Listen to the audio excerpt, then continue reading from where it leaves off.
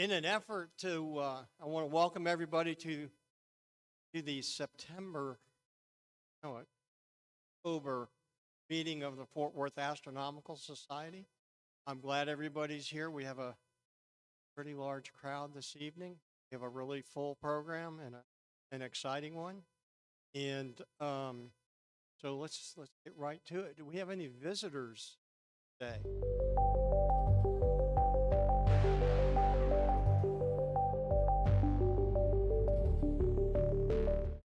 Rejoining. A joiner. All right. Welcome back. The presentation, there are two presentations tonight. Both are going to be super. Actually, there's three presentations. I can't forget about Bill's What's in the Sky. That's awesome. So, welcome. Just quickly go through the board members. Get right into it. My name is Bob Sirkis. I'm president of the Fort Worth Astronomical Society. Bill Hall is,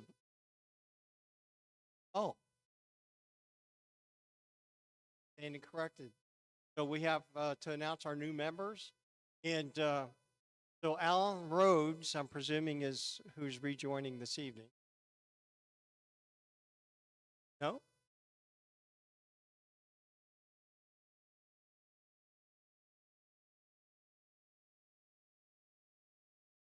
Mike, welcome back.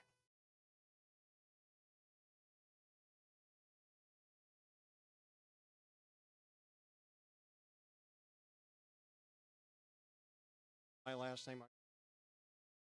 Welcome back. Alan Rhodes and family, you all here tonight? Or online? Corey Driver, welcome back, or welcome. Glad you're here. What are you studying?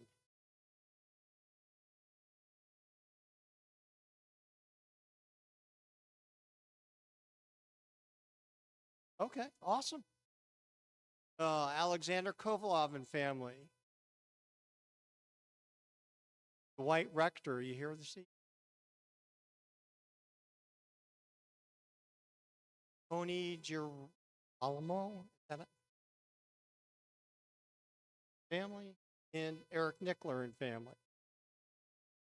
Well, we're happy to have you here. It's our club is growing and doing a bunch of exciting things. Glad you all are here.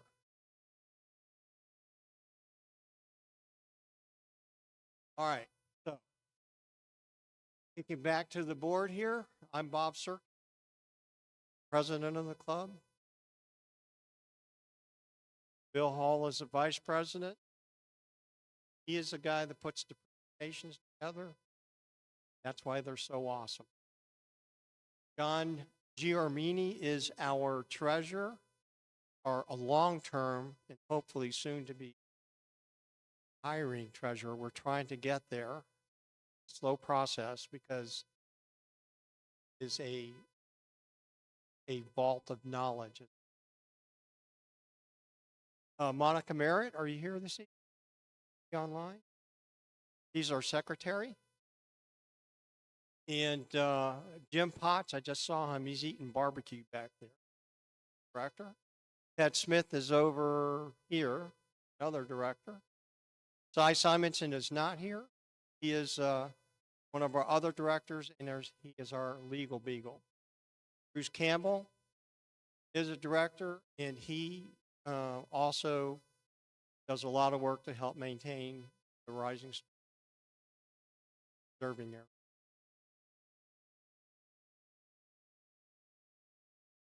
Okay, so we have several committees. We have a development committee that's led by Michelle Thiessen, who also the president emeritus.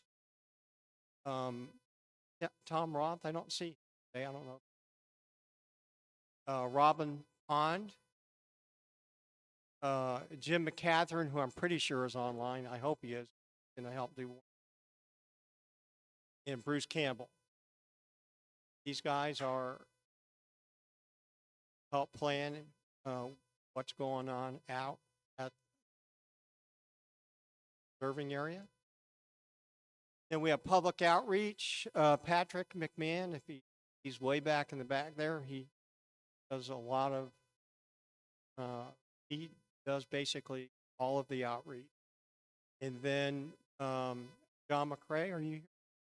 John McCrae facilitates the work that we do with Tandy Hills job. Those that star party goes off without a hitch, weather permitting.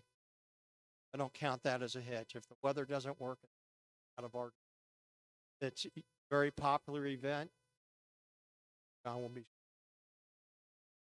Solar Eclipse team is Chris Malicki, who is also works with Bill Hall to take care of visual, and Juan Martinez, who I believe not with us, is busy. Tom Roth is our base at the Palo Pinto Mountain State Park, working with them to build an observing area. Not an easy job, especially when partnering with government agencies. Always doing. The Thompson Observatory is in Keene at the Southwest Adventist University. It's a great place. They allow us to go out there pretty much whenever we want. We just drop them a dime real quick. It's Bortle 4 in 15 minutes from Chris's house. It's 30 minutes from. Great folks. George Lutch takes care of our website, which we're going to port from its existing host, the Google Workspace host, in November. And again, Bill Hall takes care of meeting agenda and presentations, and membership donations by our august treasurer.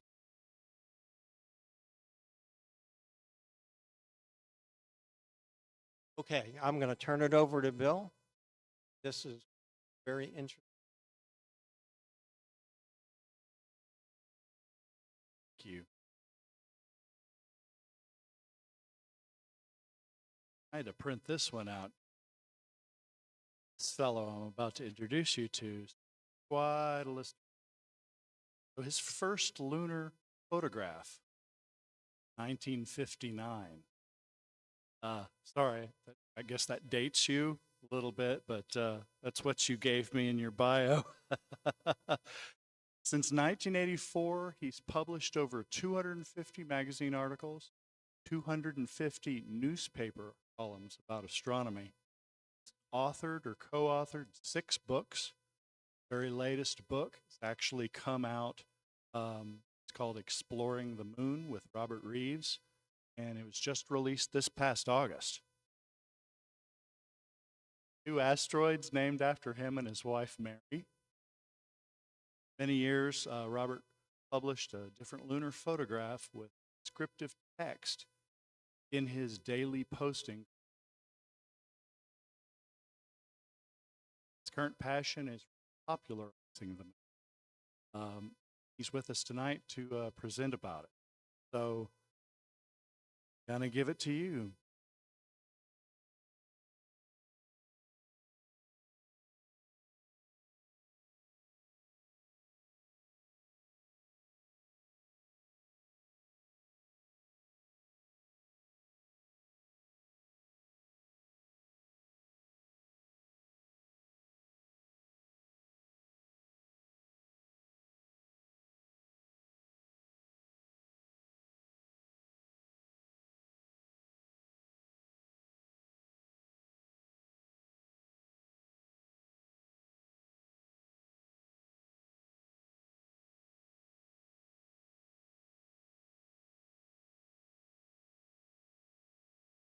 So Zoom just decided to crash, so it's just a moment here.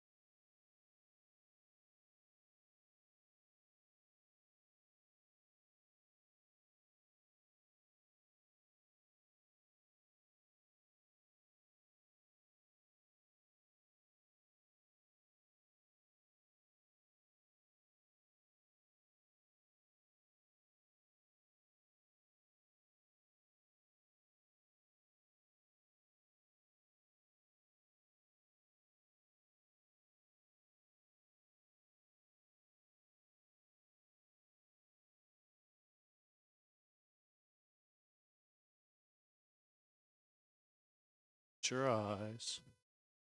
Turn it on for Chris. Watch your eyes, guys.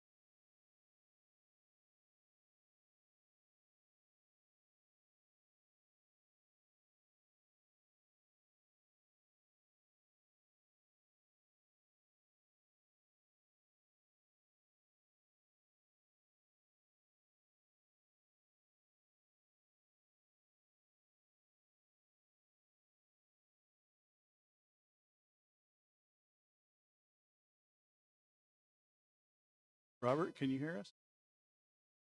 Oh, we can hear you. All right, let's give a big hand for Robert.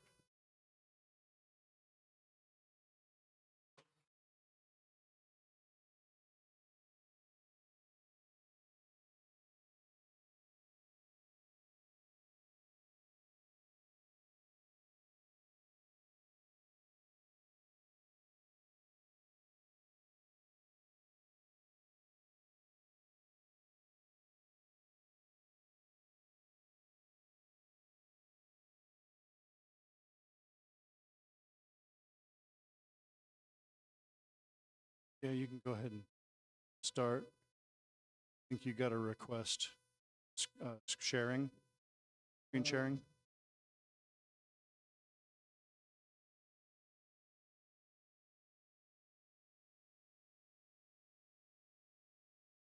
Second, okay. Should be good.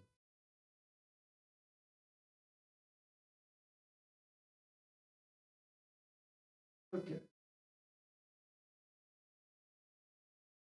Question is,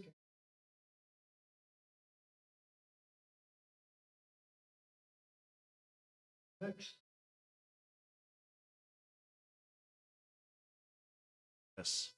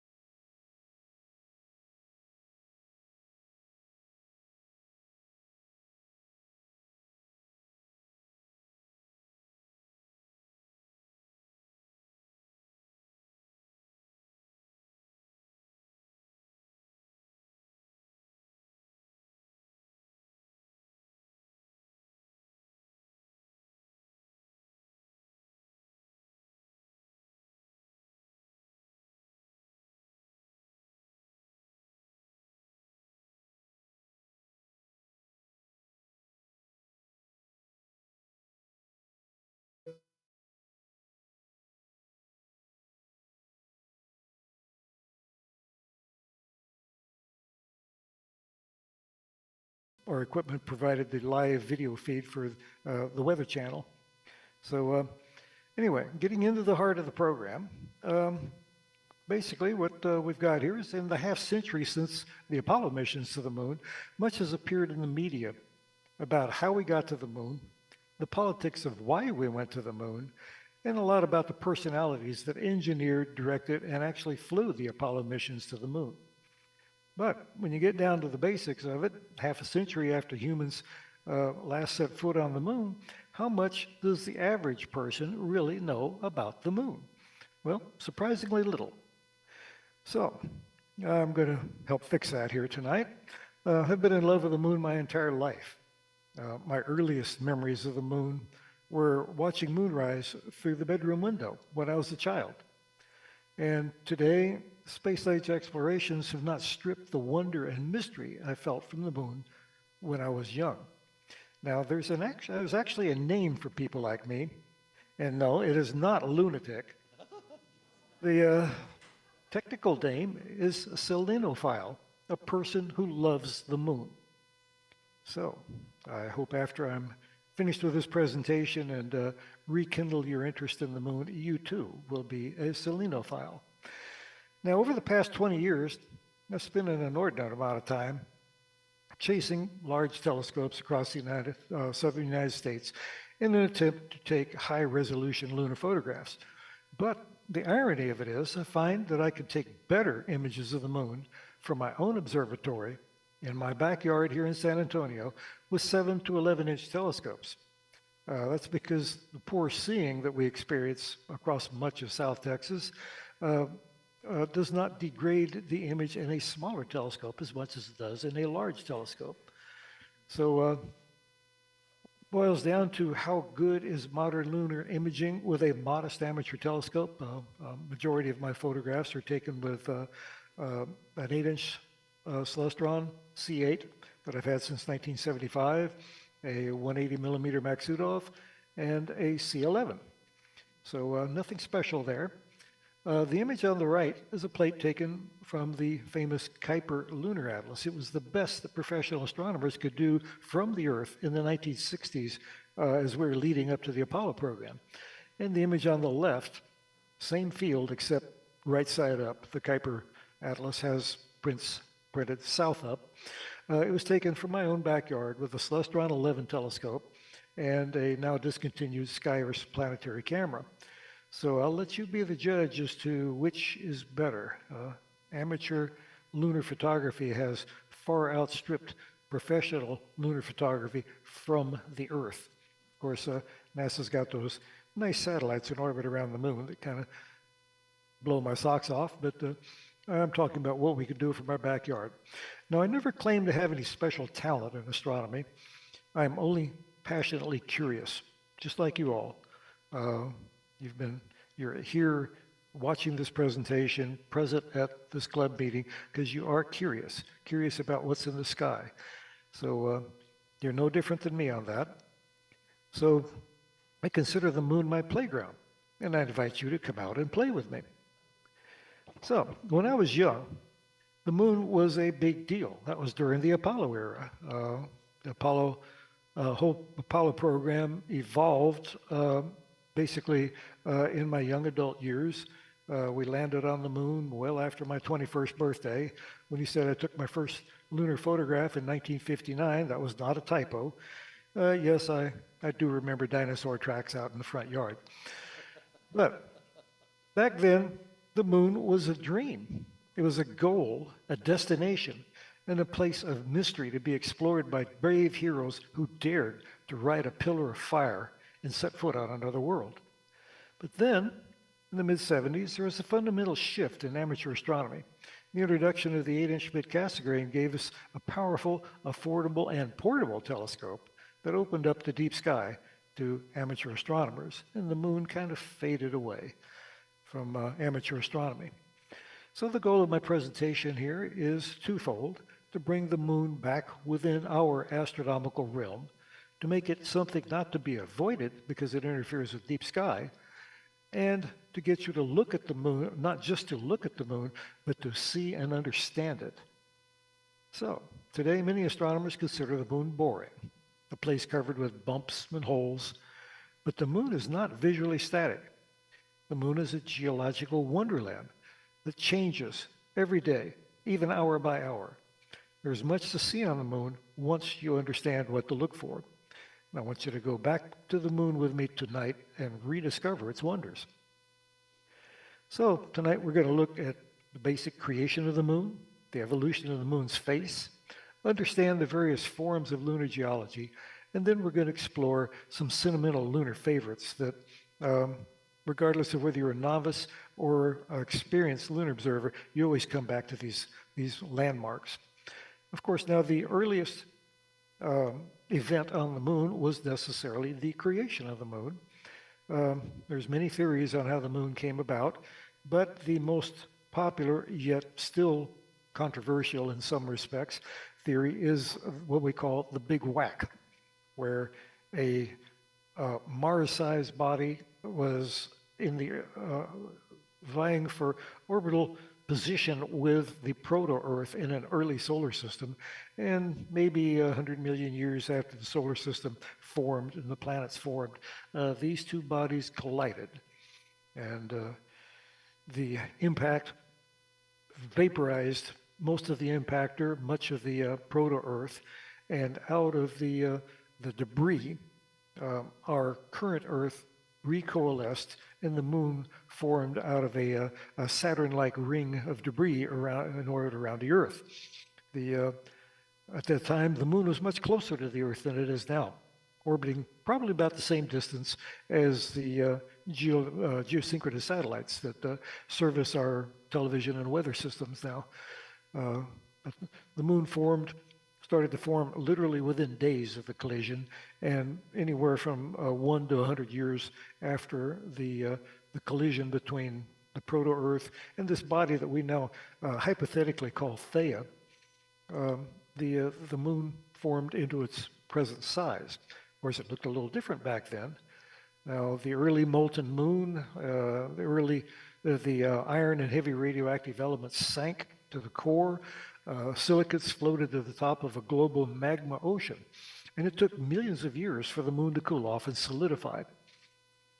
Now, once the moon solidified, it entered into a period of geologic time epochs. Now, back when we were kids and we were fascinated with dinosaurs, we all remember things like the Triassic era, the Jurassic, Cretaceous era epoch. Well, the moon has similar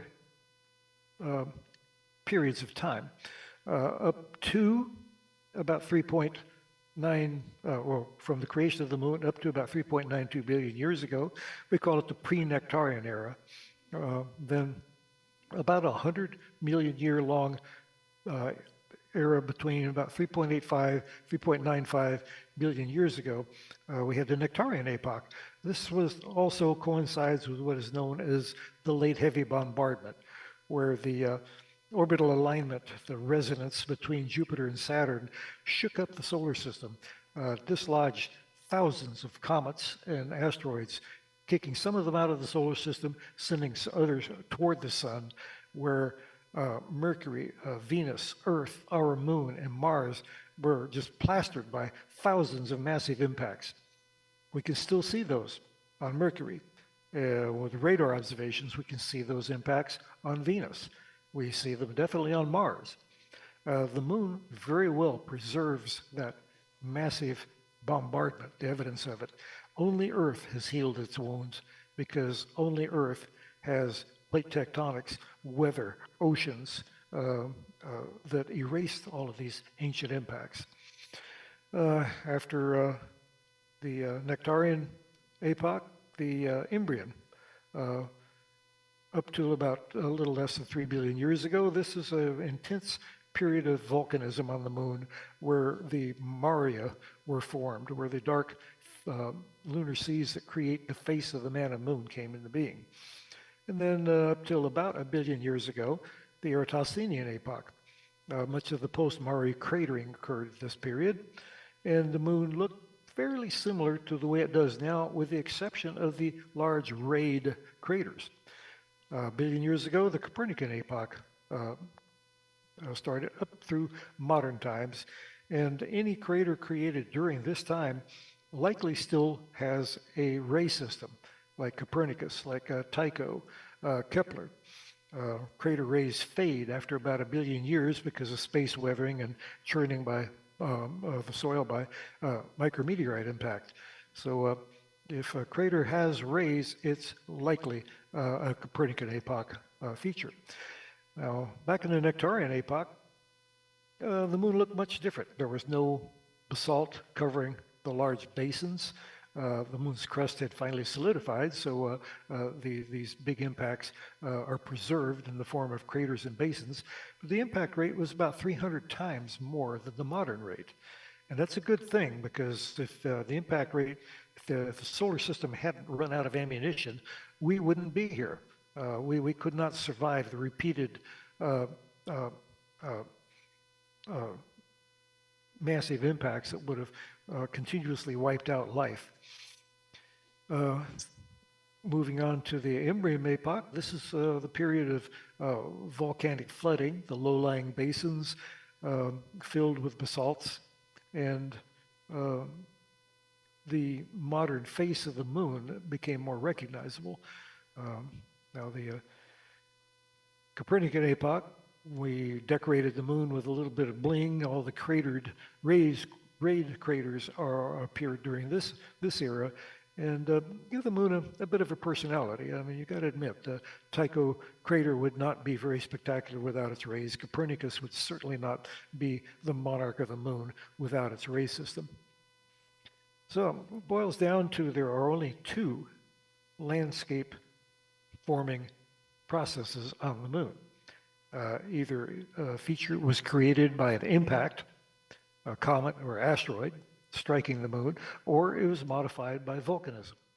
There are no plate tectonics, no active volcanism on the moon now, no weather systems to alter things. So pretty much once a feature is formed on the moon, unless volcanism or another impact alter it, it stays that way forever. Now, the most obvious things that we can see on the moon, we can see with the naked eye, the lunar maria. These are the dark fields of basalt deposited by the ancient volcanism. Now, we have to understand that the basins on the moon, the giant craters, huge craters, 300 kilometers or more in diameter, these basins and the maria lying within them are not the same feature. The basins were created by an asteroid impact. The maria were created by lava eruptions flooding these basins. And not all basins contain a maria. There are something like 70 odd known basins on the moon, but the maria are all below mean lunar elevation, below lunar sea level, if you will. Now, the maria define the face of the moon and create the caricature of the man in the moon. There's 21 named maria on the near side. There's 2 very small ones on the far side. No large maria on the back side of the moon like we see on the front. 11 of these were named by Giovanni Riccioli back in the 17th century. 8 more in the 19th century and early 20th centuries, and 2 of them were named during the space age. The last one, Mare Insularum, the Sea of Islands, near Copernicus, named in 1976. Now, the recurring theme is these most maria are round. Mare Nectaris, Chrysium, round. Serenitatis, round. Imbrium, round. Humorum, round. That's because they lay in a giant crater. Any crater larger than 300 kilometers is a basin, and if that basin filled with lava, we have a maria. Now, not all maria are that obvious. The largest maria on the moon, Oceanus Procellarum, the only one called an ocean and not a sea, twice the size of Mare Imbrium, but it's not that obvious. It doesn't even contribute to the caricature of the face of the man in the moon, because this huge maria, 2 million square kilometers, is so foreshortened on the western side of the moon that it's almost insignificant when you look at the face of the man in the moon. And not all these basins filled completely with basalt. The Austral Basin is close to the far side of the moon, along the lunar limb. And the far side of the moon has a thicker crust. So this thicker crust restricted lava flows. So Austral didn't completely flood. It's just a modeled collection of lava-filled craters. Another maria that's unusual, Mare Frigoris, goes across the top polar region of the moon, kind of looks like the man in the moon's eyebrows. It's 1,800 kilometers wide, but only 200 kilometers high. It may lay in 3 separate basins, the Procellarum Basin, which is which is in turn is overlaid by the Imbrium Basin and the Serenitatis Basin. Now, lunar mountains are very different from earthly mountains. Earth's mountains are created by plate tectonics and volcanism and are eroded by Earth's weather, oceans, or being subducted as the plates collide and alter the face of the Earth. Now, lunar mountains are created by a different process. They're all the result of an impact. Lunar mountain chains are the raised rims of impact basins. Now, there can be individual peaks that form in the center of a crater, of large craters, but all the mountain chains on the moon are along the rims of the impact basins. And these have remained unchanged since their formation almost 4 billion years ago, whereas Earth's mountains could be significantly altered within 100 billion years. The most obvious mountain chains on the moon all surround Mare Imbrium. The Alps up at the north by Plateau Crater, the Caucasus extending on the eastern side of Mare Imbrium down by Cassini Crater, the Apennine Mountains just point like a finger down toward Eratosthenes Crater. And then once you get down in the southern part of Mare Imbrium, just above Copernicus, the Carpathian Mountains. The western side of Mare Imbrium, the rim of the Imbrium impact basin is submerged because that portion of the moon is at a lower elevation because the Imbrium basin formed atop the pre-existing Procellarum basin. So the merged basalts of Procellarum and Imbrium submerged the western rim of the Imbrium impact basin. Now, one of the most interesting mountain chains on the moon, and certainly one of the longest, are the Cordillera. But they're curious. The curious thing about them is you can only see them one night a month. Now, the Cordillera are the outer impact ring around the Oriental Basin on the western limb of the moon. And it takes 13 days for the lunar phase to go from new to just short of new moon. And then finally, on the 13th day, sunrise on the Cordillera Mountains will cast a shadow. And you can see the ridge of the mountains crossing this image. Now, one day later, during full moon, those shadows disappear. And throughout the rest of the lunar cycle, there are no shadows from the Cordillera, and they're extremely hard to find. So just one night a month, you get to see the Cordillera. And some prominent mountain chains on the moon have no name at all, such as the Western Chrysium Basin Impact Ring, which cradles Mare Crisium. It has no name. There's quite a few features on the moon that are unnamed. The types of craters on the moon, like I said, they're not all just bumps and holes. There's personality to them. And let's explore the differences. Now, just like stars have the main sequence, where they go from hot young moons to the giant reds, lunar craters have a main sequence as well. Any crater smaller than 16 to 21 kilometers will just create a simple bowl-shaped excavation.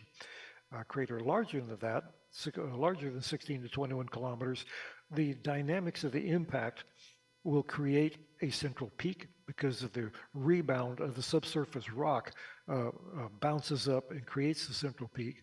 And when the crater walls collapse, because the lunar crust isn't strong enough to support it, it collapses into a series of terraced benches and gives it a very distinctive appearance.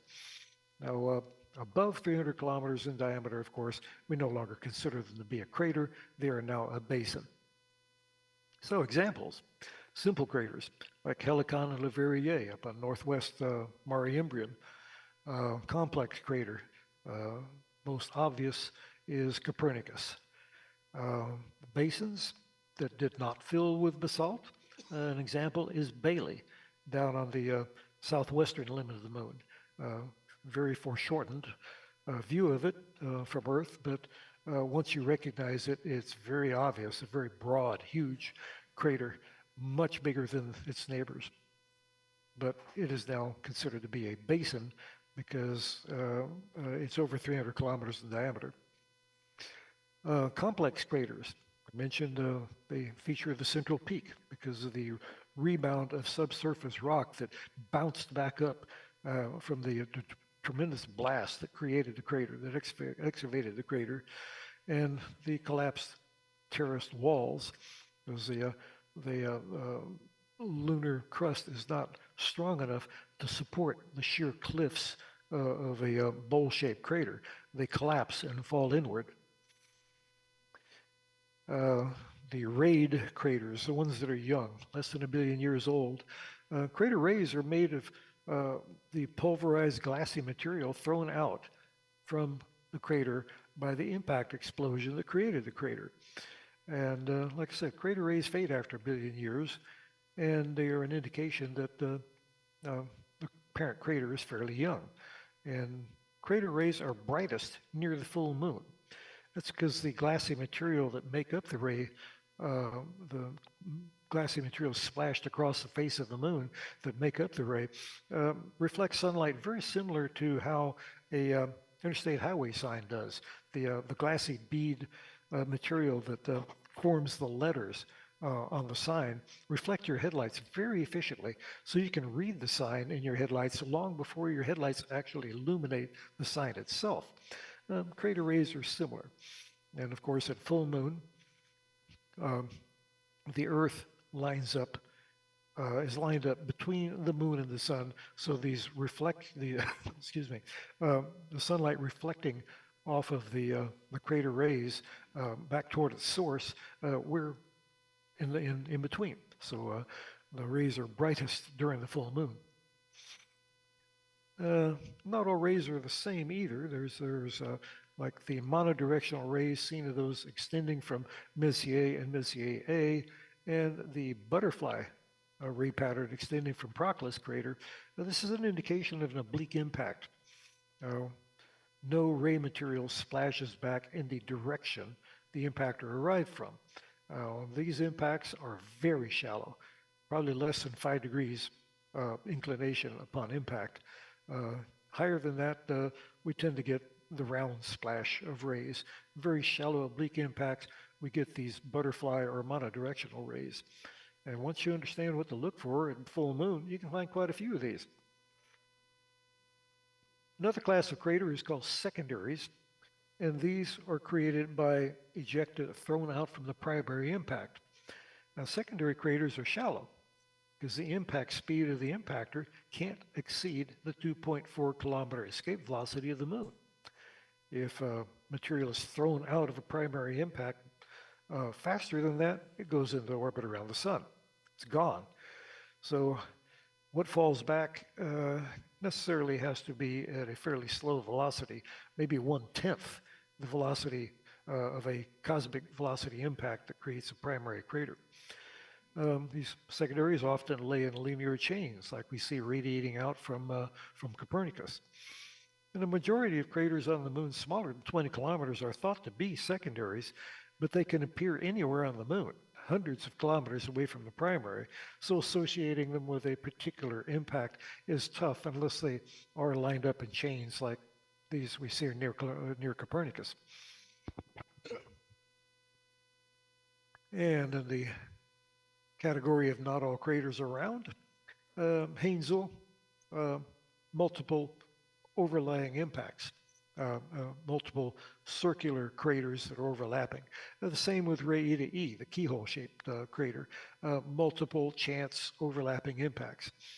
But then there's Schiller. This gouge is one single oblique impact. And to show how big this is, if Schiller's length were translated into the diameter of a round crater, it would be one of the 10 largest craters on the moon.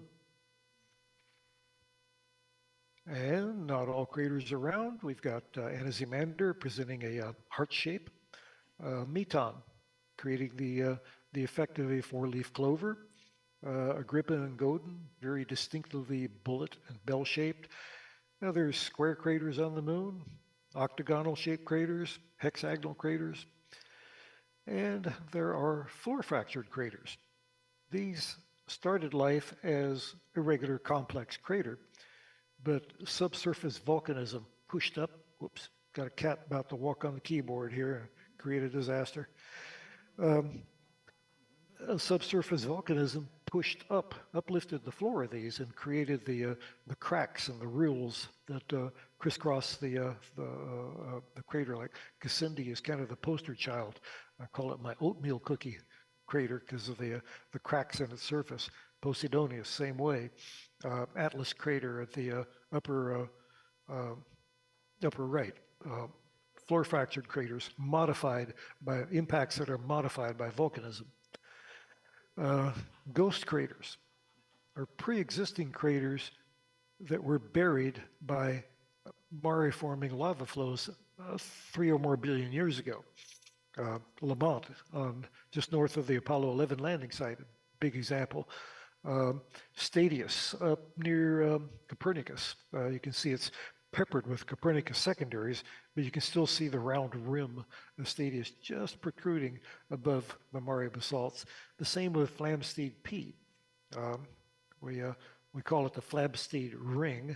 The 20 kilometer crater Flamsteed at the bottom of that image shows you the scale of this. Flamsteed P is about 100 kilometers in diameter.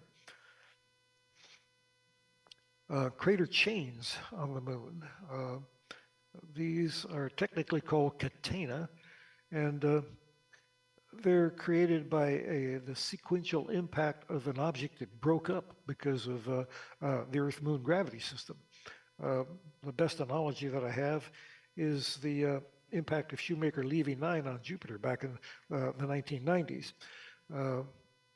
where Jupiter's gravity, and as you can see, my little cat Tinker here has to supervise my presentation here.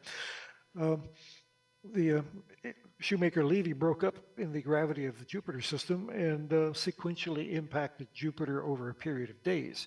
Well, in this case, these impacts on the moon probably occurred, within minutes or seconds of each other, but same principle.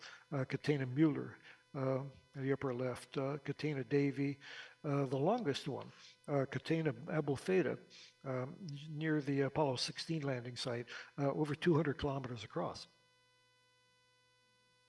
Another class of feature on the moon is what are called wrinkle ridges, scientifically known as dorsum or dorsa in the plural. These are folds on the Mare surfaces where sheets of basalt have crushed and buckled together and bucked up into lengthy ridges. They rarely exceed several hundred meters in elevation, but they can be several hundred kilometers in length. And these are typically named after Earth scientists. The most popular wrinkle ridge is one we call the Serpentine Ridge on eastern Mare Serenitatis. And this particular feature, the twisty, ropey strands of it, are the combined lengths of Dorsa Smirnov on the north and Dorsa Lister on the south. Another example, Dorsum Heim on the western shore of Mare Imbrium. We can see unnamed wrinkle ridges look like frozen ocean waves washing into the horseshoe bay of Sinus Iridum. Another form of lunar feature, rills, these technically known as rima or rime, if there's more than one. Now, these are grooves or channels in the moon that are appreciably longer than they are wide, and they're formed by 3 different processes. Now, the straight rills are formed by the slumping of land between 2 parallel faults. In this case, the lunar crust is split apart by a volcanic dike, which is a vertical sheet of magma that pushed up from the moon's molten core but didn't breach its surface as an eruption. And instead, the land collapsed. And we have the rills, such as Rima Hesiotis down on southern Mare Nubium, or the rather lengthy Rima Cirsalis over near Oceanus Procellarum. This particular rill goes on for 400 kilometers. Arcuate or curved rills are created by the stretching of the land near the edge of a maria. What happens here is the mass of the basalt in the basin slumps toward the middle of the basin, the depressed middle of the basin, and as the basalt pulls away from the shoreline, it stretches the shoreline and splits it open. And we end up with the Harpalis rills on western Mare Humorum, eastern Mare Humorum, excuse me. Now, sinuous rills on the moon are formed by flowing streams of lava, much like channels are cut in the earth by flowing water. And in this case, Rima Hadley, the Apollo 15 landing site. Now, scarps on the moon, cliffs, are formed by two different processes. Some scarps are the surviving rim of an impact basin, such as Rupus Altai, shown here, surviving outer segment of the Nectaris impact basin around surrounding Mare Nectaris. This is the only surviving portion of that outer wall. The rest of it has been obliterated by subsequent impacts. Now, other types of scarps on the moon are created by land slumping on one side of a fault line. Famous example, Rupus Cauchy, just south of Cauchy crater, which is in turn bracketed on the top by Rima Cauchy. These features look similar, but Rima Cauchy is a rill and Rupus Cauchy is a lengthy cliff. And of course, the most famous of them is the Straight Wall, 100-kilometer long cliff-like structure on the moon that quickly becomes a sentimental favorite when once a novice discovers it. Now, past volcanic activity on the moon is evident in the form of pyroclastic deposits, sinuous rills, ash deposits around cinder cones, and volcanic domes. In this case, we see the biggest. The cat's trying to eat my microphone. The most famous of the rills on the moon, and one of the largest, Schroeder's Valley on the Aristarchus Plateau. Molten lava flowed down this rill and emptied out onto Oceanus Procellarum many billions of years ago. The heart-shaped pyroclastic deposits north of Rima Hyginus.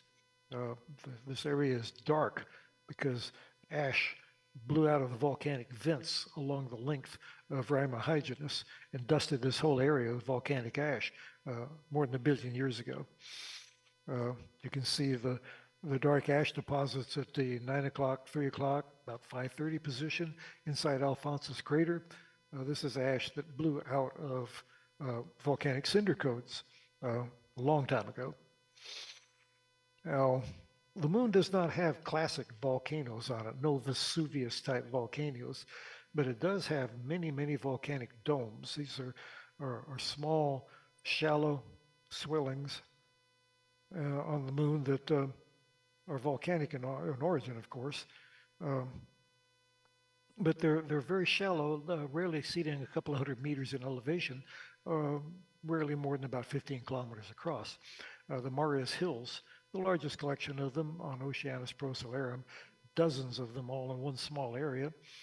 Mons Rumker up on Oceanus Procellarum, this about half-kilometer high scarp that has about half a dozen volcanic domes on top of it. Now, looking at a few sentimental lunar favorites, features that whether you're an experienced lunar observer or somebody who's just starting, these features catch your attention. And you go back to them again and again. Plato crater, prime example. Plato does not look like a normal crater. It's flatter than an HEB parking lot. I mean, it looks unusual. It's on northern Mare Imbrium, Mare Frigoris just north of it. Cassini crater down south of it. Cassini kind of reminds me of the way the lava's flooded up next to it and obliterated the outer part of its rim, and then internal lava flooded it on the inside, and then it got hit by the subsequent impacts of Cassini A and B. Reminds me of a bird nest with 2 little eggs in it. Whoops. Go on, keep going. There we are. I had already mentioned a square crater on the moon. There it is, W Bond.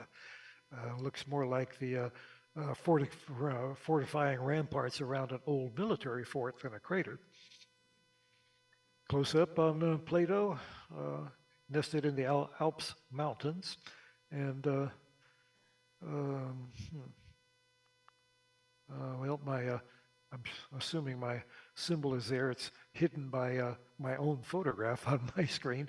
But the Alpine Valley slicing through the Alps Mountains uh, formed another volcanic origin feature, the slumping of land between two faults. Below, excuse me, I'll get the words out. Below crater, below plateau of little mountain peak, Mons Pico and Mons Piton. These may be the highest points of a buried basin impact ring within uh, uh, the flooded area of Mare Imbrium. Then a little bit further south, a feature I call Thor's Hammer. It looks very much like Mjolnir, the magical hammer that the Norse god Thor used to throw around. Getting closer to Tycho and the Alpine Valley, here we see little tiny craterlets on the floor of Plato. If you can see those, or if you can see that rill meandering down the middle of the Alpine Valley, you've got some good seeing going on that night. Enjoy the view while you can. Tycho crater, one of the youngest on the moon. Apollo sample returns have tentatively identified the Tycho impact as being about 108 billion years ago. 108 million years ago. Very young by lunar standards. Basically, T-Rex was roaming around on the Earth when this giant flashbulb went off on the moon and probably startled him a little bit. But Tycho is nested in a area that very ancient craters, Longomontanus, Clavius. These craters around here are over 4 billion years old.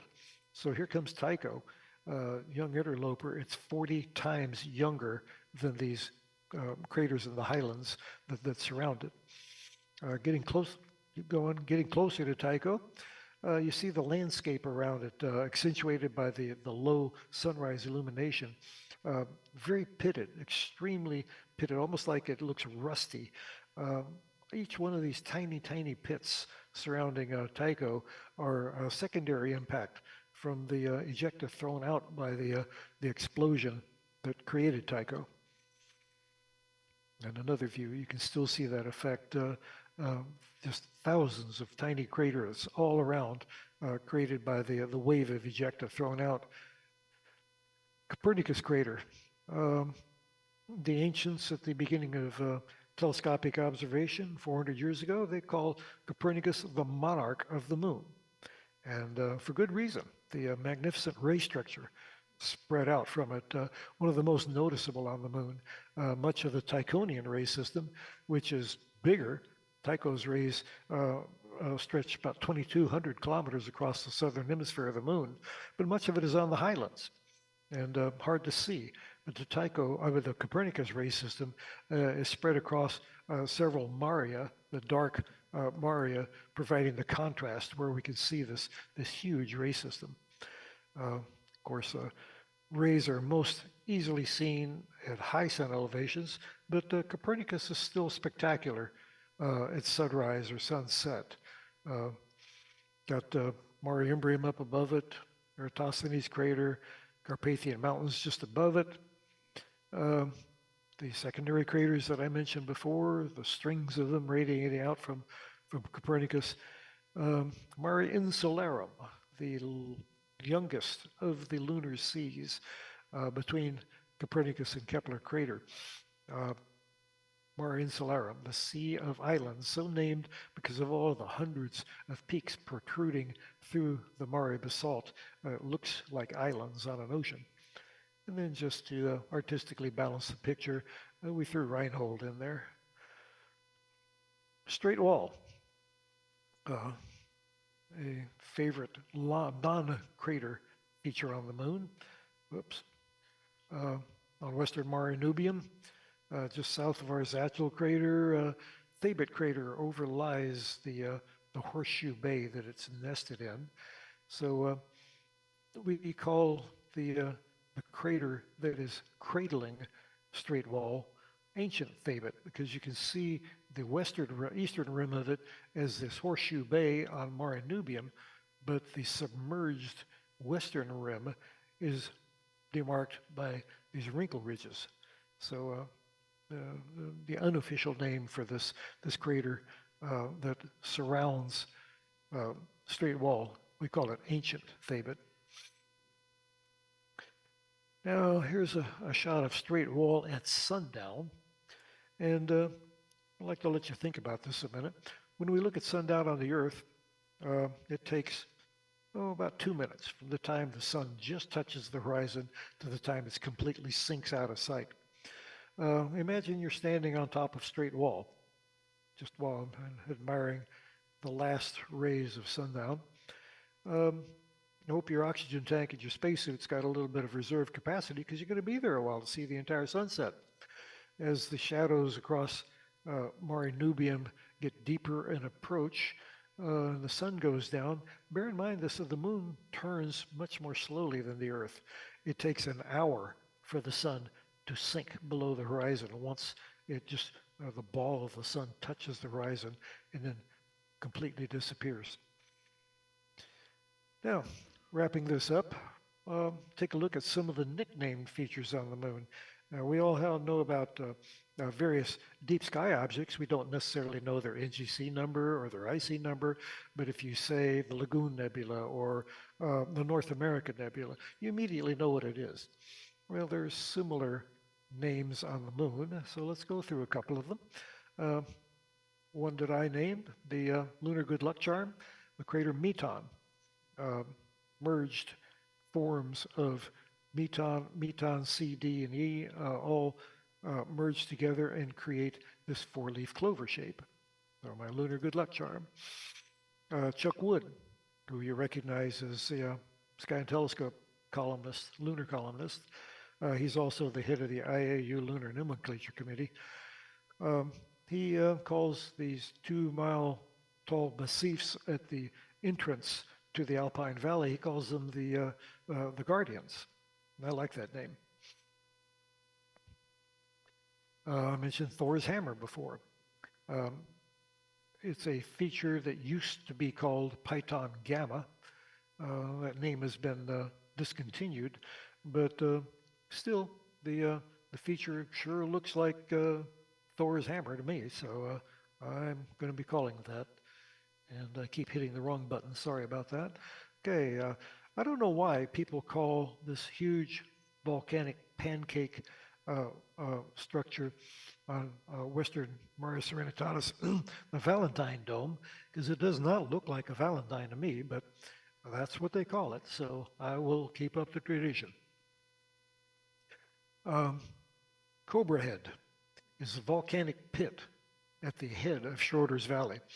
Now, this was the source of pyroclastic fire fountains and molten lava that blew out of this volcanic pit and flowed down Schroeder's Valley and dusted the entire Aristarchus Plateau with volcanic ash. Some people with really acute color vision can see a distinct yellowish color on the Aristarchus Plateau. So the effects of that volcanic dusting can still be seen. I had previously mentioned the heart-shaped pyroclastic region north of Ramahygenes. I call it the heart of the moon, because it's almost dead center in the center of the moon's disk. And the dark region distinctly looks like a heart. My lunar spider, the ghost crater Lamont, and its associated radio wrinkle ridges look like a big spider on the moon, so that's my lunar spider.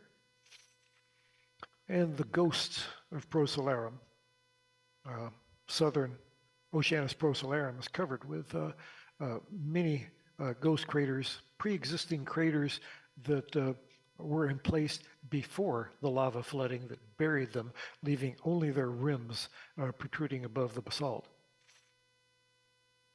And I had mentioned before, ancient Thabit, named by Chuck Wood, the crater that cradles the Straight Wall.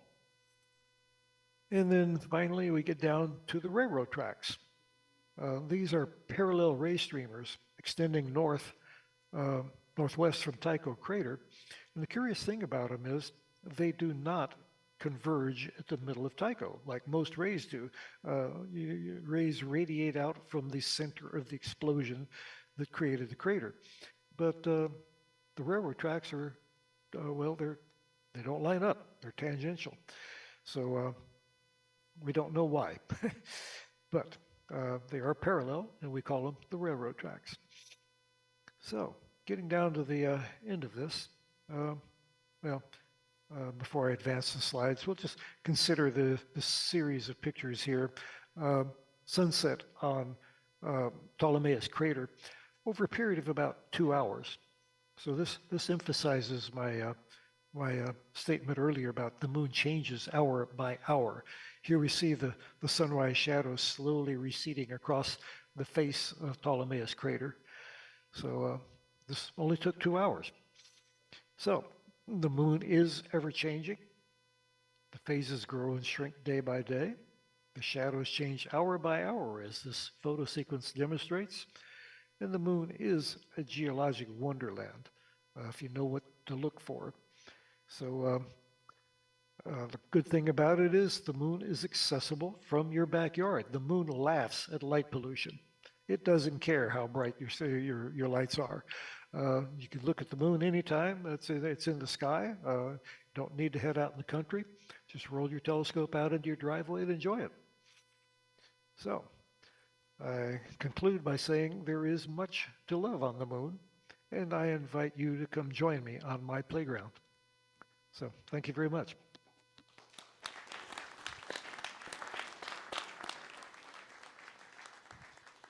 Does anybody have any questions?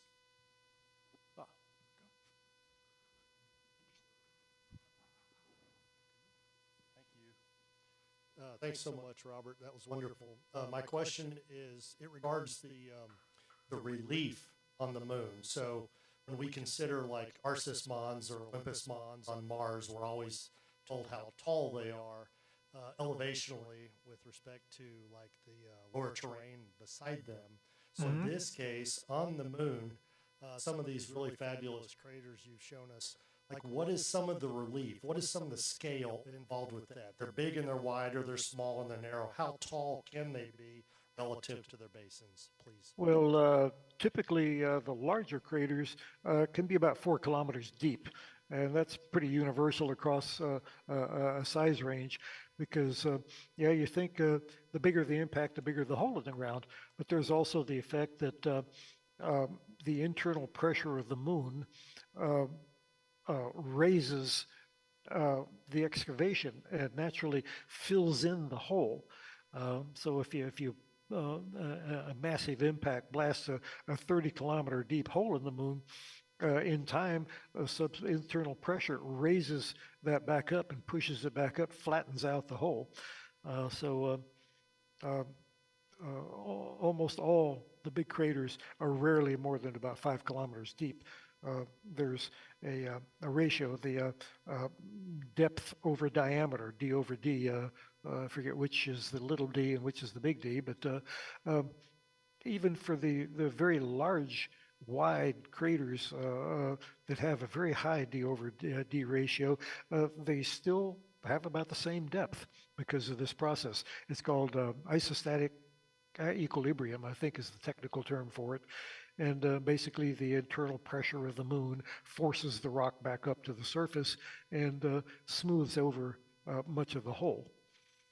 Now, as far as mountaintops go, some of the peaks on the Apennine Mountains can rise 5 kilometers. And 5 kilometers, that doesn't sound like a whole bunch. That translates out to about 3 miles. We've got lots of 3-mile high mountains on the Earth. But the trick is we're doing this on a world that is only 1/4 the diameter of the Earth. So on a Earth to moon relative scale, these lunar peaks on the Apennine Mountains, where if you scale them up, they'd be 20 kilometers high on the Earth. Now we're getting up into some serious altitude. So On a relative scale, the lunar elevations are quite dramatic. Any other questions? Oh, two questions on chat. Okay. All right, let's see.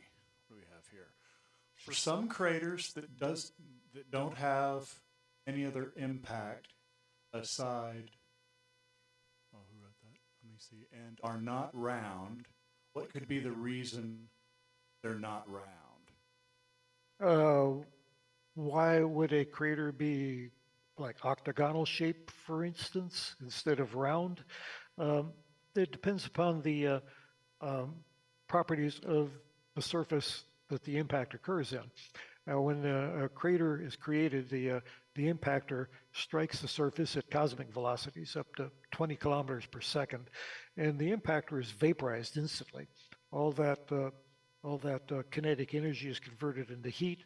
The heat, uh, uh, the impactor explodes, literally. Cosmic velocity impacts are the most energetic events in the solar system, with the exception of events on the sun. A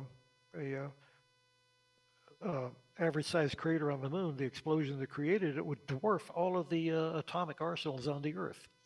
So this is an enormous amount of energy being released, and the shock wave penetrates downward and radiates outward into the surface, excavating as it goes, because the shock wave is traveling faster than the speed of sound through the material, through the rock and the surface material. As it encounters differing densities and the shock wave slows down, the rate of excavation can change, so we can end up with a unusual shaped crater. Like I said, there's octagonal shape, hexagonal shape. You can look at Copernicus as an example, and at first glance it looks round, but look at its rim very closely. It's a series of straight line segments. If you want an extreme example of that, look at an aerial view of Meteor Crater in Arizona. Your mind tells you this is a round crater, but look at it closely. It's closer to being square shaped than round.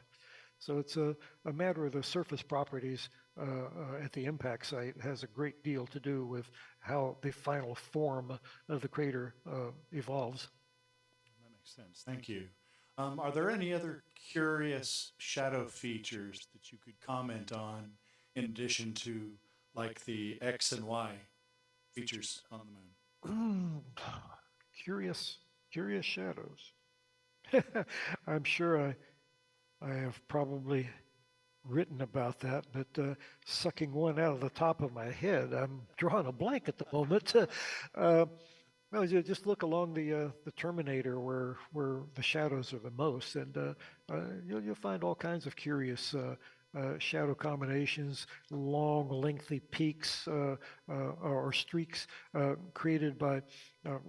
Gosh, they almost look like they would be dagger-like peaks to do that. But when you look at the crater itself, it looks fairly benign. It's just the low sun angle creates such dramatic, staggered, long, sawtooth shadows, and then they quickly disappear as the sun comes up higher. Yeah, shadow things like that, well, straight wall, for instance, a black line feature at sunrise turns into a white line feature at sunset when the shadow goes away. The same with Rima Batavius. Starts off as a black line feature at sunrise. It's a white line feature in the afternoon. Well, I'm drawing a blank on anything specific, but all I can do is recommend that at any lunar phase, pay attention to the terminator. That's where a lot of the really interesting action is, where the shadows have the greatest relief and you can see the details the easiest. Thank you. That makes sense. So, as far as your entire body of work, where would we go to find what you found as the secret to good lunar imaging? Go somewhere where the seeing is good, because as many lunar pictures as I've thrown out there, and people think I must have some sort of big secret or hitch a ride with Damien Peach down to the Canary Islands or whatever. No, it's just a matter of just keep plugging at it, and finally you get lucky. I can't tell you how many pictures I've thrown away because they're just not good enough because the seeing is lousy. Uh, the seeing in San Antonio is actually getting worse. I'm guessing it's because the city is getting bigger, and a certain degree with do with climate change, I'm sure. But I used to be able to lunar get really nice lunar images a lot more often than I do nowadays. So good seeing is key, and of course proper collimation and good exposure and proper processing afterwards. I can't tell you how many really good pictures I've seen posted on Facebook that were incomplete in their processing. Uh, the processing steps weren't finished. Artifacts that shouldn't be there are still there. The tone range is unusual, but I could look at the image and tell they had good data to begin with because their pictures are really sharp. Much better than what I can get most of the time, but the processing isn't finished, and that can make a huge amount of difference. A well-processed, mediocre seeing image will definitely have more punch than a really sharp but not completely processed image. You have to emphasize, you have to enhance the details that are real and get rid of the details that aren't real. And in image processing on lunar work, the stacking process often creates artifacts, like craters smaller than 10 miles in diameter. So the processing process will create a false central peak. A crater that small can't have a central peak.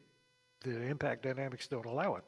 But it sure looks like a real central peak, but you have to know it's not real. Get rid of it. Same with lunar shadows. Lunar shadows, as far as our photography is concerned, are black. Gray lunar shadows, the stacking process can sometimes create what I call bathtub rings around a dark shadow. Again, something that's not real. You have to get rid of it. So you have to understand what the moon really looks like and get rid of what's not real. So it's all part of the process. The average deep sky photographer will spend a whole evening tinkering with one image to get everything right. And it's the same with a moon image. Sometimes I'm lucky and they clean up real quick, but I've been known to spend a half an hour dressing up an image to make it really look good. Thank you. Any other questions? Got one more question here. Alrighty. Hi, my name is Christian. I just wanted to know what your thoughts were on the mineral moon pictures, because those are somewhat fake with the color, just bring out the minerals, as it were. Well, the science behind it is valid, but of course it's enhancing existing colors to the point where it is well beyond normal human vision. I see they are useful as an educational tool, but they can be considered art as well. But they don't present the true visual moon. So in one sense, yes, it's a very useful process.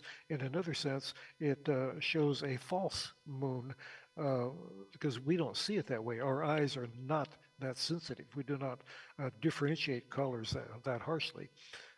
Some of us barely differentiate color at all. So, like I said, it's a useful scientific tool, but it's not a accurate graphical representation of what the moon really looks like. Robert, thank you so much. Really appreciate it. I've been looking forward to you presenting to our club, and I just really appreciate it. Thank you Well, so much. I appreciate the effort to get me here, and I've enjoyed talking to you all. So I hope you've picked up a little bit about this, about the moon, and next time you look at it, don't look at it and say, oh, there's that big bright light in the sky that's keeping me from doing my deep sky observing. Turn the telescope to the moon and include it as part of your observing, and become friends with the moon. Understand it. Once you understand the moon and look at it a while, it becomes one of your astronomical friends. So enjoy it from home. You don't have to always head out to the out of city observing site to have a little bit of fun with astronomy. It is an old friend. Every time I see the moon, I say, "Hello, moon." So, Alrighty. yeah, so you're welcome to stay for the rest of the meeting or go if you like. Well, But actually, this laptop has to start running my observatory in about 10 minutes, so I'm going to have to cat- shut down. and your cat probably wants your attention too, so Oh, we'll let you go. always. Alrighty. See Thank you all you later. Thank you so much, Robert. Alrighty. Thank you. Bye-bye.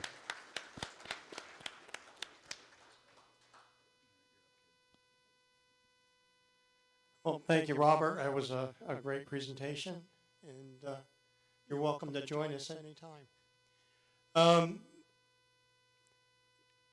John has a copy of Robert's book if you're interested in having a look at it. And we'll take a quick break and then do the raffle and get with what's in the sky. We're going to run late tonight, folks, so just a heads up. Watch your eyeballs.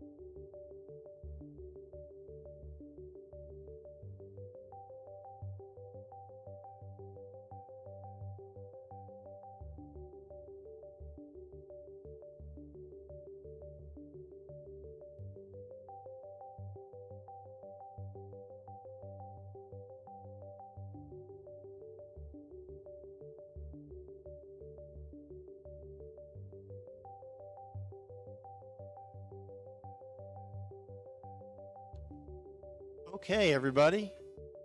Hopefully everybody's back. We're going to jump right into the raffle.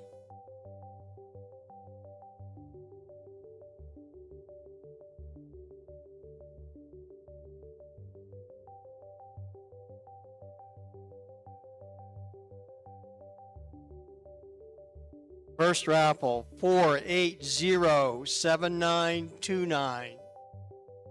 4807929.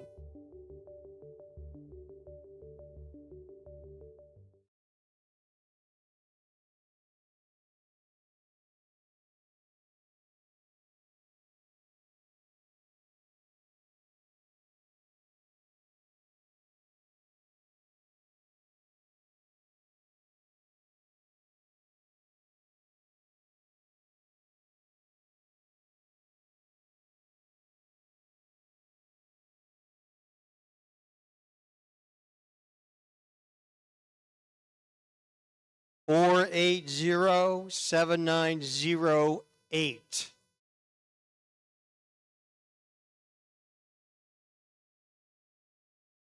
We have a winner.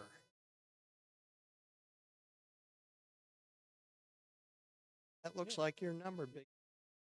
You join the club, you want every tick.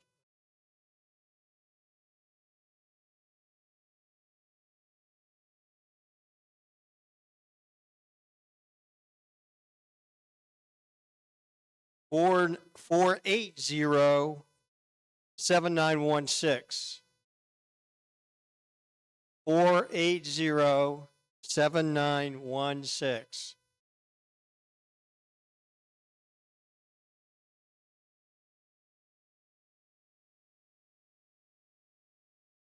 Oh, you paid your dollar?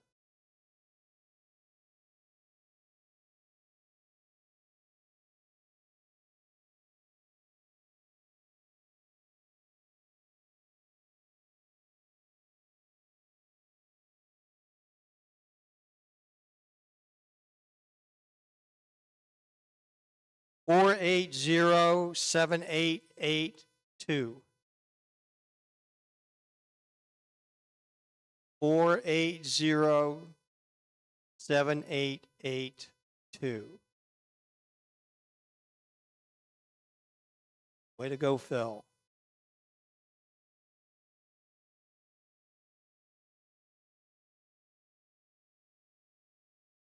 Winner, winner, chicken dinner. Last, but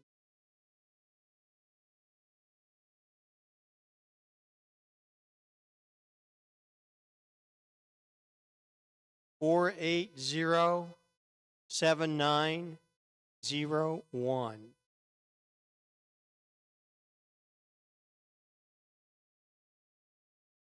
Get to use my disqualified one.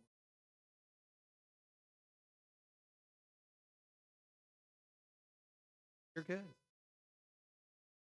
I don't think anybody's going to fabricate that they have the winning ticket for our particular raffle. Speaking of raffles, before I turn it over to Bill, the swap meet is November meeting. We will be having a raffle. Tickets will be $10 a pop.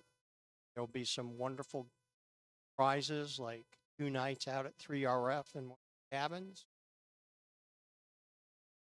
Other stuff. And for those that are here electronically, unfortunately, you have to be.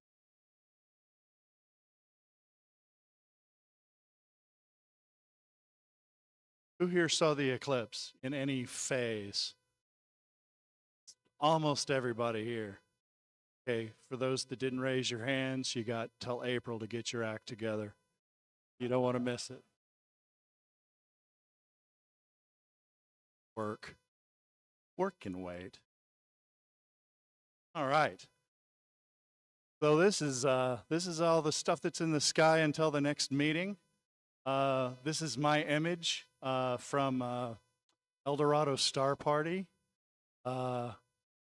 Glorious opening in the sky when it started approaching annularity, should call it. And yeah, that was my first star party, so that was a really great way to that.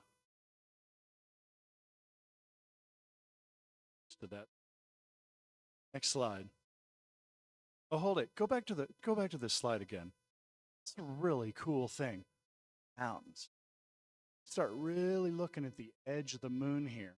It's one thing that you don't get with the total solar eclipse.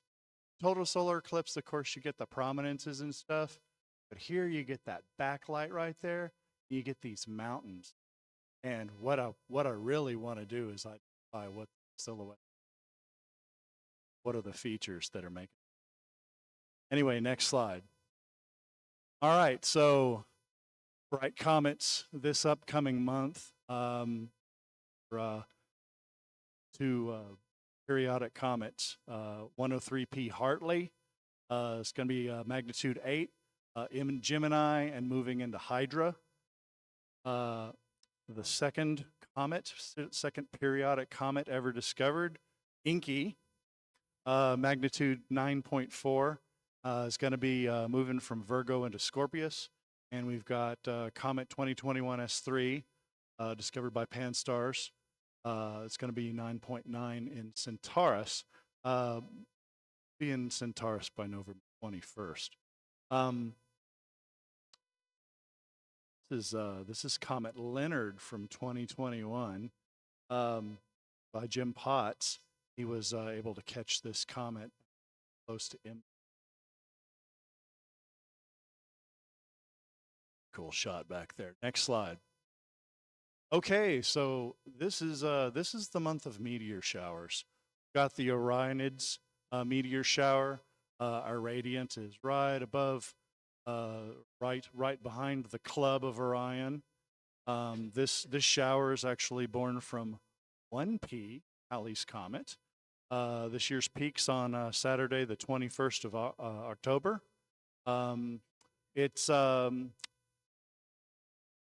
you know, it's got an average of 70 meteors an hour when the radiant's near the zenith.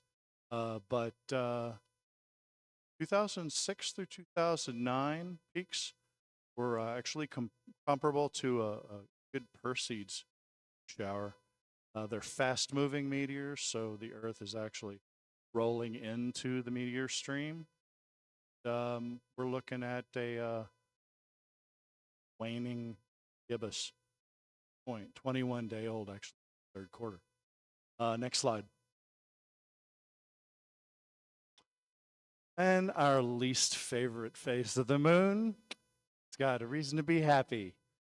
Just had a big day on the 14th, and just had that big presentation by Robert Reeves. Full moon is happening on Saturday, October 28th. Next slide.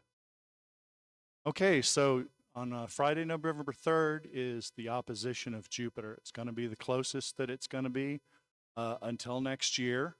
Last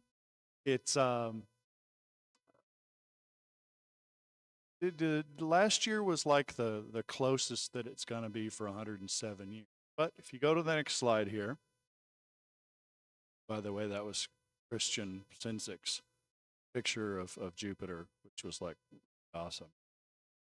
Nice seeing that night, I guess. So last year was the closest that Jupiter's gonna be, because perihelion about the same time as opposition, and it was 48.8 seconds in diameter, apparent diameter. And this year, it's not so bad, you know. He's so like, oh, well, I missed last year's opportunity. It's only going to be 0.4 seconds smaller. So it's still going to be big in the sky and all night long. Next slide. Okay, so there's the southern Taurids meteor shower. You've got the northern Taurids and the southern Taurids. They're born from the same comet, 2P Inky, which happens to be in the sky at the same time. It's kind of cool. It's known for slow-moving fireballs, and its peak is on Monday, November 6th. And even though there aren't a whole lot of meteors that run with this meteor shower, fireballs are really cool. So it's actually going to be a little couple days past third quarter here, so you'll have the night dark to be able to do those. Next slide. Occultations and close approaches. So there's one, and it's actually the Moon and Venus are at a just a little less than 1 minute separation. This image is actually Chris Chris's, and this was the August 2023 moon occultation of Antares. If you haven't seen his YouTube video of it, it's kind of cool. Having Antares pop in and pop out behind the moon. Next slide. All right, so Uranus is at opposition as well. So on Monday, November the 13th, that is when it's going to be the closest, but of course, you know, range of time, this time of year that surrounds that date, gonna be close, relatively speaking. So it's gonna have a apparent diameter of 3.8 seconds, and look at it in this telescope, it's a disk, and you see it, and you know that it's not a star. Very obviously, hey, that's a disk, not a point of light. Oh, this is actually my best effort thus far at trying to image Uranus. Picked up 4 of its brightest moons there. And next slide. So this is there was the southern Taurids. So this is the northern Taurids. Same story. This particular stream actually has a 7-2 resonance with Jupiter, and it repeats every 7 years. If you recall, last year I had expressed that 2022 was that 7th year when there was going to be an uptick with the meteors, and there was an uptick. So accurate to the prediction of a being more significant shower than before. So you didn't see it, you missed it. You can wait 7. All I have is that, but they have slow moving fireballs too, so check that out. Next slide. Next new moon is Monday, November 13th. Next slide. And we're going to talk about Pegasus, the winged horse. You're probably tired of me talking about obscure stuff like Delphinus and, you know, Vulpecula and stuff like that. So Pegasus is chock full of treats in the sky. And in a time of year that's usually, you know, nebulae and globular clusters and stuff like that, Pegasus seems to be this nice little outlet for galaxies. So Pegasi is its genitive name. There's 9 stars with confirmed planets. One of them we'll talk about in a second. There's 15 named stars. You might recognize some of these. What about Alpheratz? Well, Alpheratz is a part of Pegasus, but it's also a part of Andromeda. And at one point, it was Delta Pegasi. And then I guess the IAU dropped it, and now it's just Alpha Andromedae. So it's got of course, the great square of Pegasus. Easy to find in the sky. You know, looking at Pegasus, giant square. It's only got one Messier object. There's a lot more. Next slide. So that star I was talking about, 51 Pegasi. So this was the first main sequence star to be found with an orbiting planet. I might remember this. It was 95, actually resulted in a Nobel Prize to the astronomers who discovered it. It's this nondescript little star underneath or above the neck of the horse. Next slide. All right, so you got Messier 15 over here, just beyond the nose of the horse. It's believed to be over 12 billion years old, which makes it one of the oldest known globular clusters. It's also known home to a double neutron star and also to Peas 1. You've ever heard of that catalog? Peas 1, come on. The first planetary nebula ever discovered in a globular. Kind of a fun little fact, but a pretty little cluster. Next slide. Stephan's quintet, right up here, below the front legs. This actually contains five galaxies. This bluish galaxy right here, lots of starburst action right here, has nothing to do with these 4 other galaxies. This is way in the foreground, and actually way in the foreground by about 240 million years. So what you see as a quintet here is basically just a quartet with this guy up in the foreground. The rest of these galaxies are actually gravitationally bound. Next slide. NGC 7742, that's going to be over here above the, the place where you'd ride Pegasus. This is notable for having a ring but no bar, which is odd because it's usually a bar that actually creates a ring structure in a galaxy. So it might be the result of a dwarf merger, which retrograde motion of some of the gas suggests. So there's actually motion going opposite of the rotation of this galaxy, and that's suggestive of mergers. Next slide. NGC 7331, right up here in that same area. This is also known as Caldwell 30. It is part of the Deerlick group. Oh, this is my picture. So the bulge inside rotates in the opposite direction of the rest of the galaxy's disk. If you look really closely, it's actually offset as far as its angle is concerned. This is, again, suggestive of galaxy collision. Next slide. So Einstein's cross. This is above the neck here.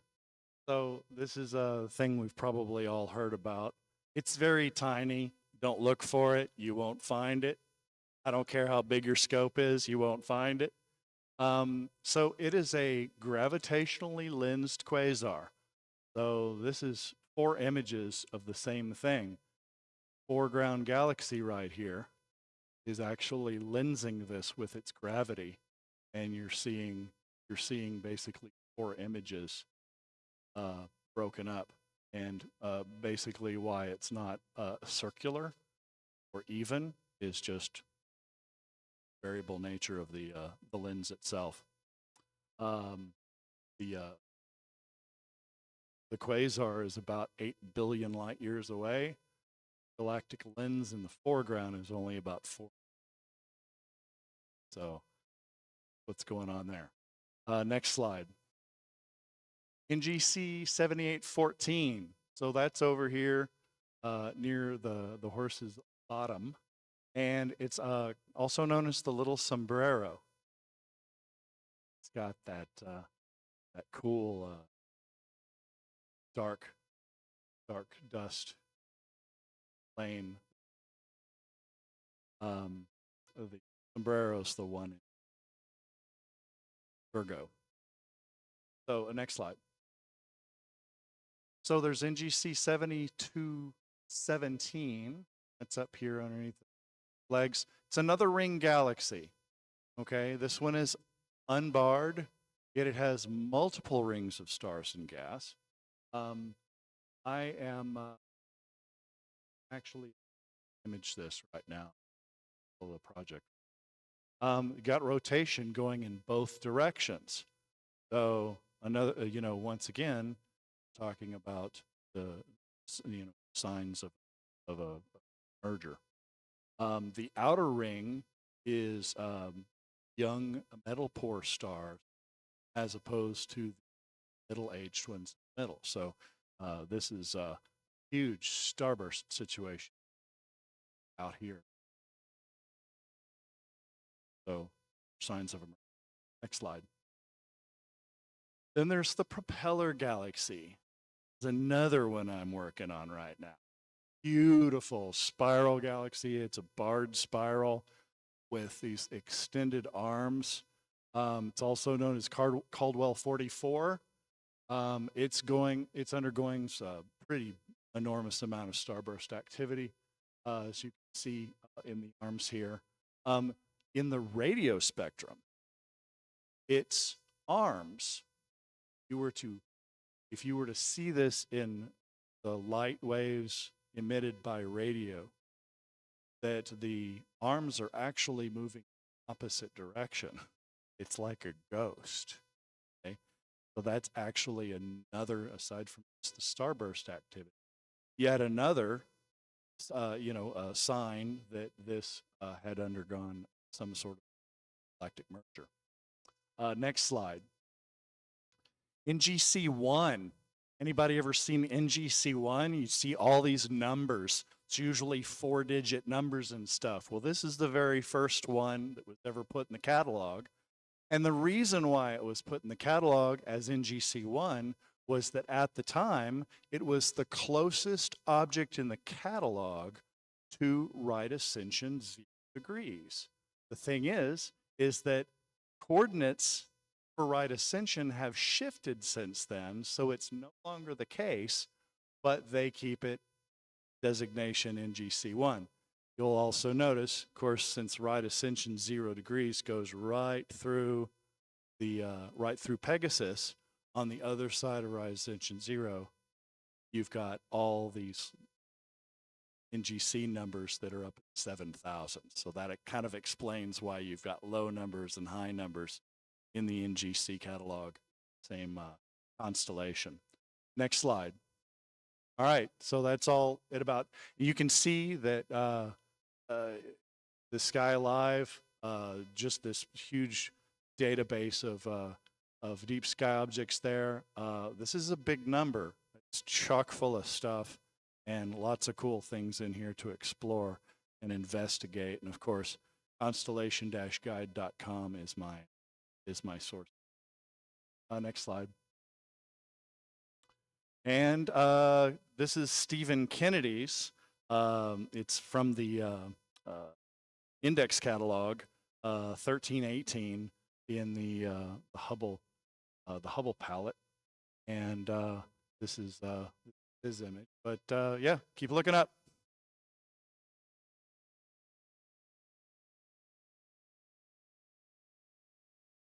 And watch your eyes.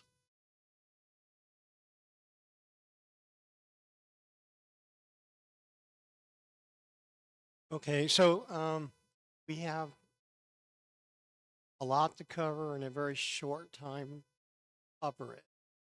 So we're going to talk about Rising Star, and that. So Patrick, give your outreach report out from back there.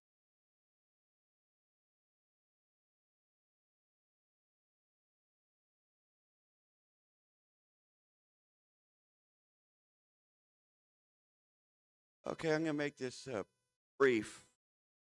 So we're in the busy season of star parties.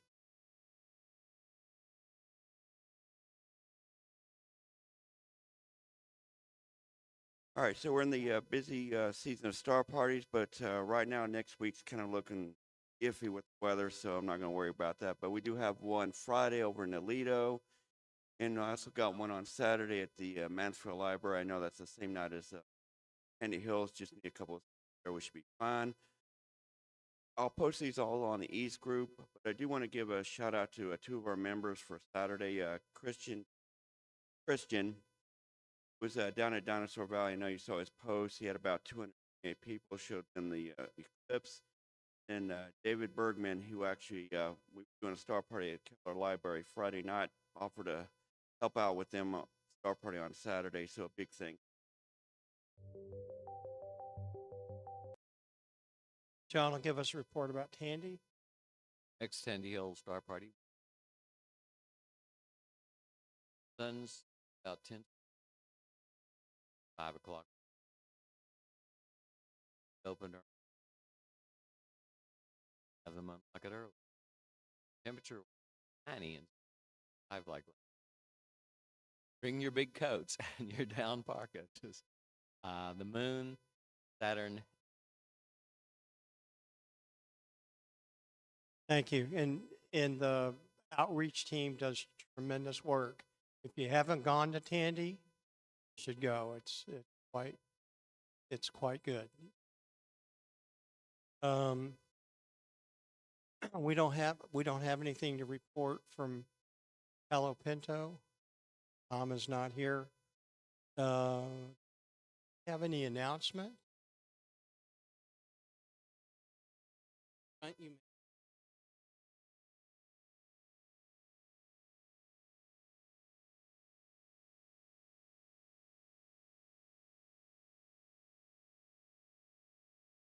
That's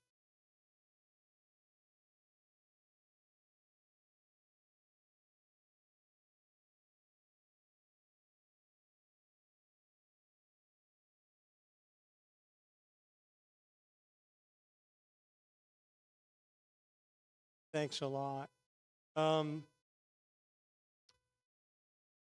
John, run back and Mike can financial report.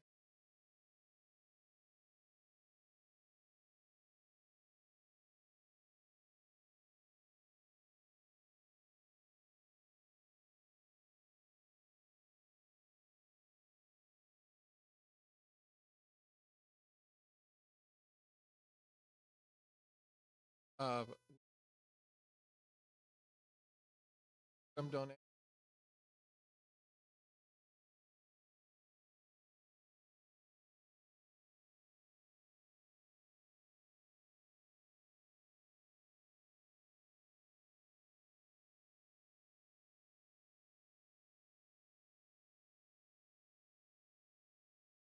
I can hear I can hear.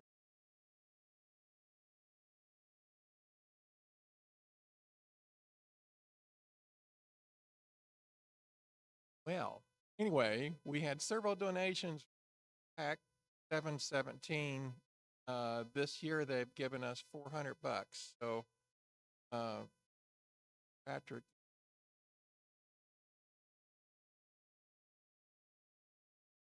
they got all excited. Montessori has done the same kind of thing, but not quite as high. And they're not even in our normal.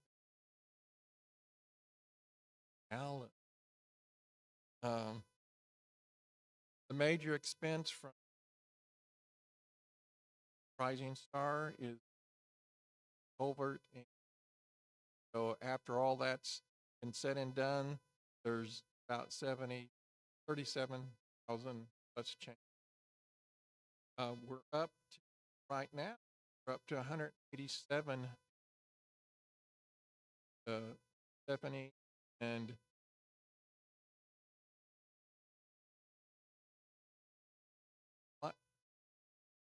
my sorry. Yes, two new people today. Thank you very much. We're going to be nice to break 200 by the first. We are making progress on that. If you scroll down a bit, I also showed families. We have a few more families, individuals. Not many.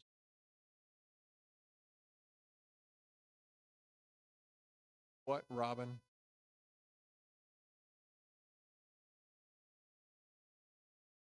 Oh, project fund for projects. And we get some donations that have no designation. So I put them in the project fund or I put them in a general fund, depending upon where they came from.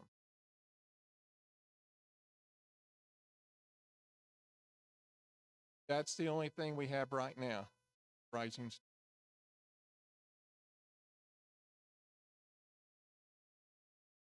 Yes. Ma'am. Okay, so I think there's the people. See the up on the ship curve. We've been very successful last 12 months compared to the last 5 years. We're sort of on a drift, and maybe it's because of the solar eclipse. I don't know, but it's sort of exciting to see.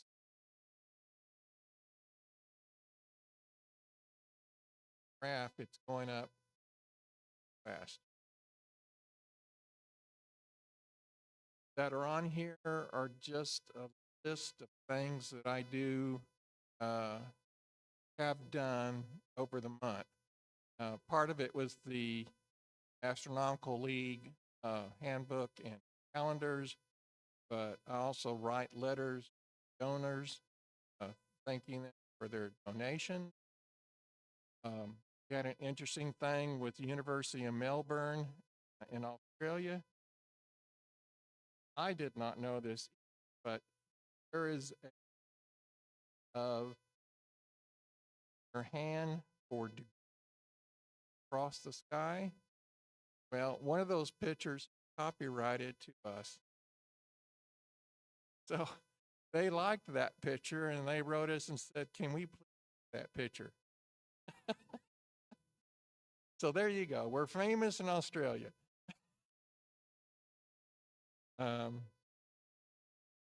And we did have this plant thing is a group of library administrators.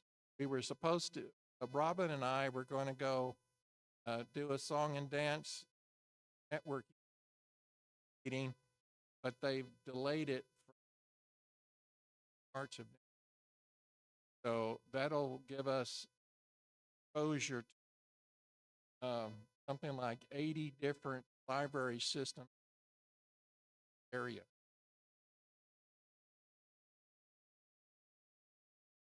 Questions? Nada? Okay. Good.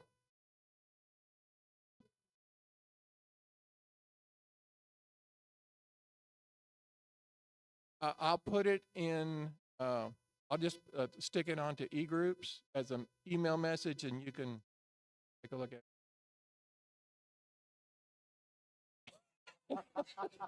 Good point. Yeah, that was quite a surprise, and I find it exciting because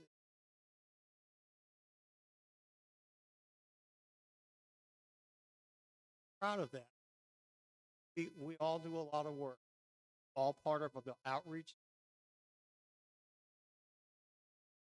and we're going to have. They've agreed to have a link to our website. Their project. It's just pretty exciting. We have one member who lives in Mexico. They have another family, Edmonton, Alberta, Canada. Come down HEB area. It's really exciting. And quickly getting to one other thing about outreach. I know a lot of folks probably have heard me say that one of the things that I wanted outreach Star Party event at Cook Children Medical dream come true. So sent an email out to them last week. They're incredibly excited for us to be able to come in and indoor Star Party. Chris is going to help us out and do FAA program where we'll have a list of objects and go to it. Kids can say, I want to go, I want to see this.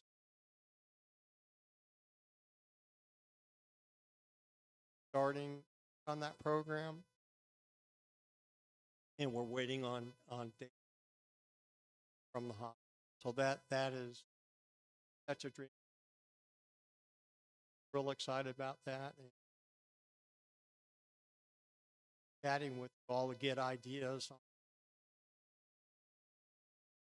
Forward to that. We don't have any votes for this evening in structure. Just going to jump right into Rising Star. There's a lot of stuff going on here.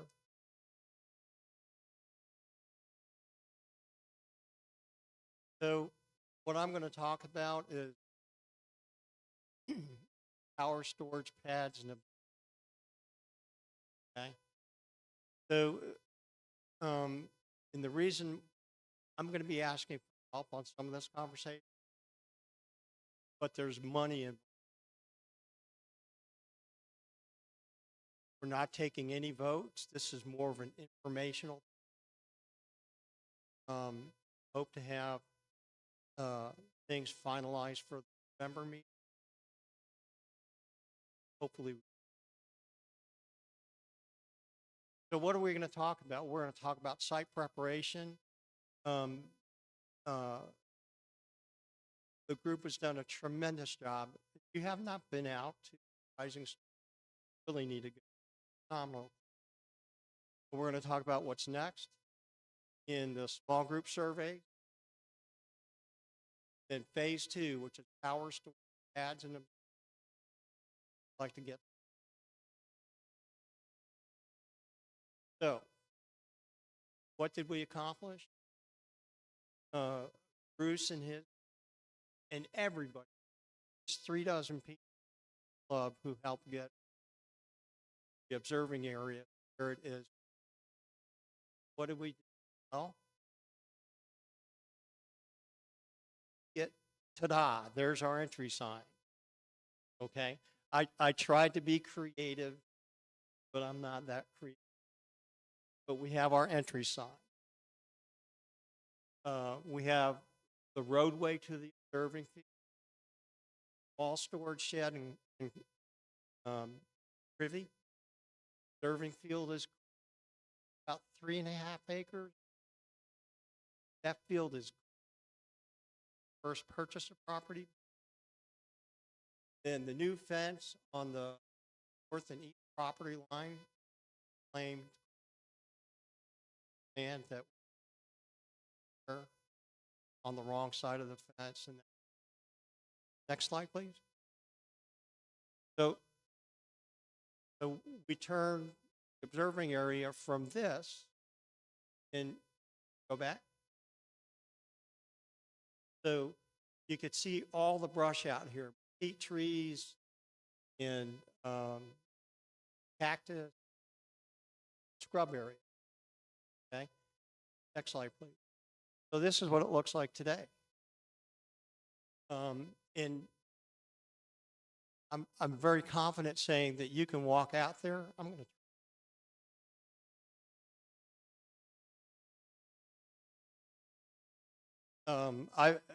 You can walk out here now and not really have to worry about cactus, skeet.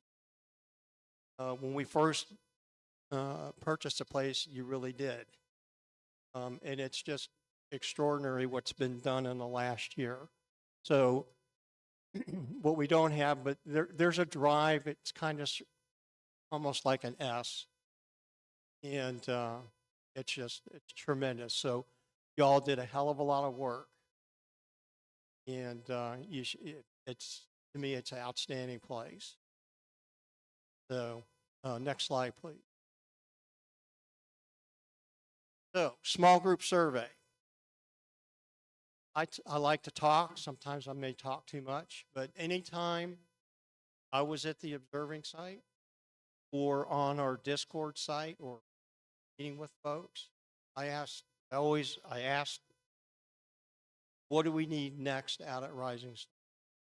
Okay. And I did 4 or 5 of these over the summer. Board and committee members talked to about 30 different folks. And the first thing that everybody said was, got to have power. Nobody likes carrying batteries. Then storage, then pads. And storage and pads were interchangeable, 1A, 1AA, or 1B. So it's not a scientific survey, but significant sample of what membership. Next slide, please. So now we're talking about power storage pads in. What does all this mean? So you need to install power. It's a requirement from surveys. It's something we talked about since we purchased the place. And without it, nothing else is going to. Storage. The main problem with the storage facility we have now is it's effectively useless for us. Can't use it. And so have stuff. Have no access. Effective access. Terminating the lease, Burleson saves $170 a month operating expenses. Okay, when I was looking at this, putting this together, putting this out there on investment 6 or 7 years, that's the capital. And right now the lease is $170. Next slide, please. So pads. We want to have pads, and so you're going to hear the concept about leased pads. We're planning to build a set number of pads. Have commitments for, and we have cash and for. So what we plan to do, offer them 3 years, $27,000,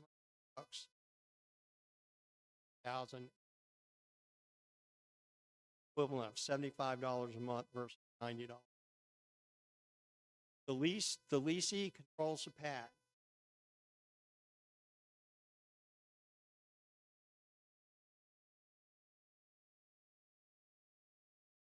Build them and put a structure,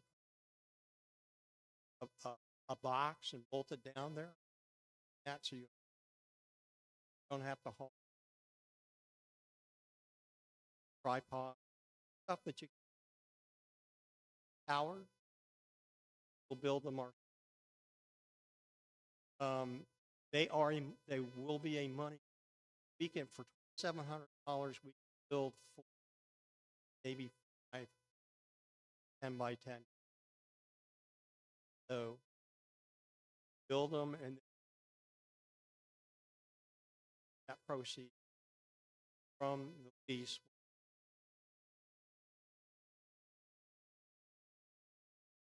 We need to build an observatory. So all that is, build a 12 by 12 pad for it, have a dome, have a telescope, it's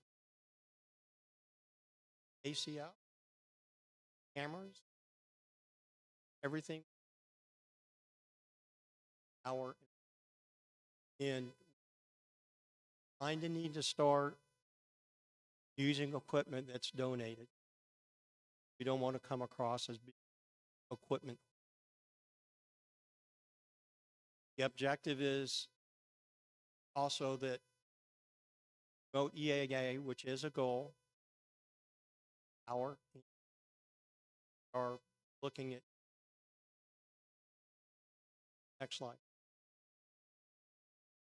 So I'm happy to announce that Jim McCatherine, member lives in Abilene, also white. He's an outstanding architect. He has agreed. Clubs, so he has worked on these on how we do things, and I want to give Robin Pound. We should give her table number because how we're designing this, the layout, that's hers. Figured it out. Clearly, she understood. It, and it's based on the work that she's done. This is a larger scale drawing of what we have. This, so here's where the power will come. And this is, I call this the education. This will be where the storage facility, and Bruce has got a design for that that's pretty good shape. And then what's going to happen here eventually, this is future, the concrete sitting patio area, eventually other storage facility. These going to use the same pattern on the diagram. These are going to be 40 little 8 by.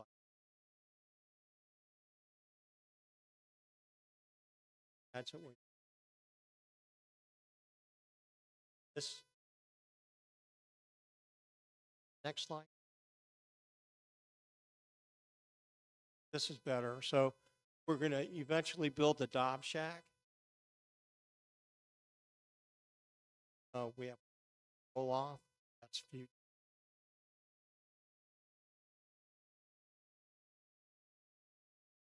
That's the general idea of what's going to happen. Are there any questions about these drawings? Catherine's on.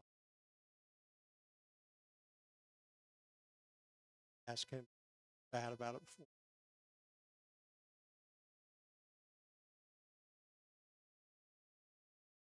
Okay. So,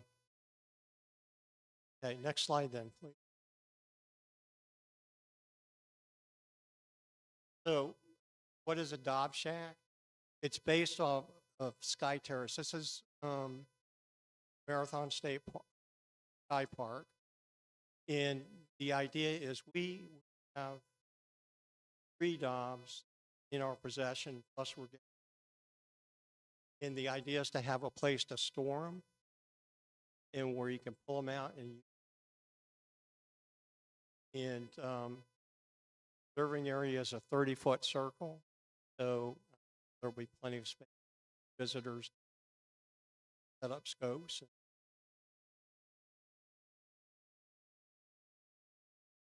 So again, it follows the planned layout. That's going to there are 54 20 by 38 sites, and there'll be 3 driving boulevards, so wide enough traffic.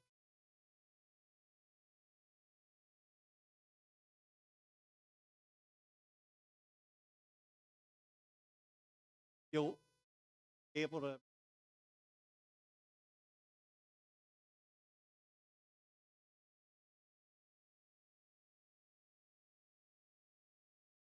I mean by boulevard.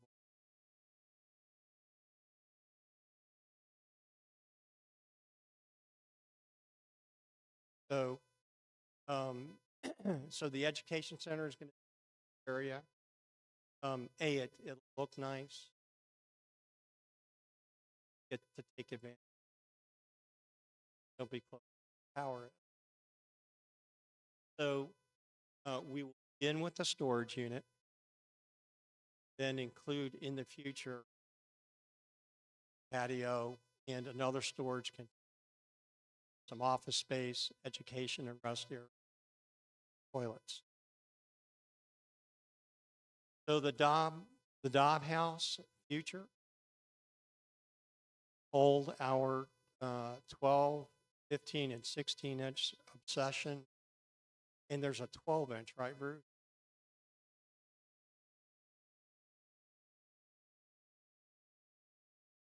Okay.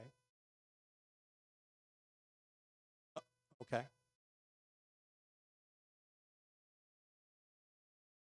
Goes. And last week, an optical engineer who based in cases asteroid as an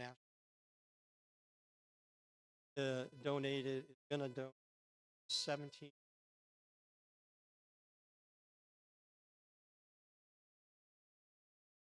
and communal pads for slide, please. Roll off observatory future. Plan to have 6 piers in 5. 1 pier is reserved for. Just donated 17.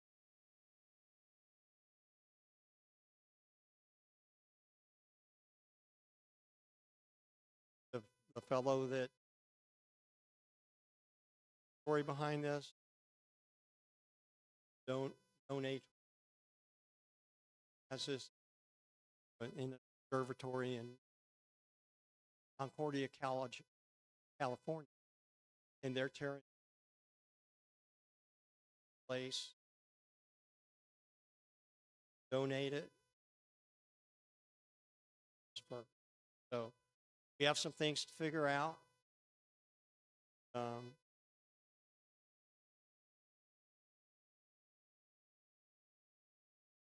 If we end up with it, I said, awesome that actually thought of us.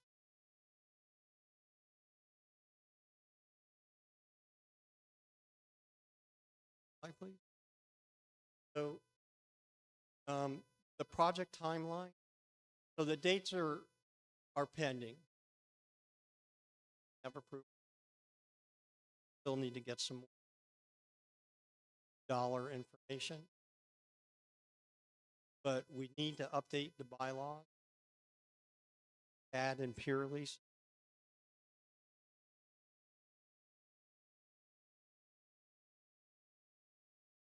Basically the cost benefit of, frankly, the bylaws, contracts, and code of then so the general process, do a site layout, all the storage breaker, all the power. Power can go in anytime we ready for.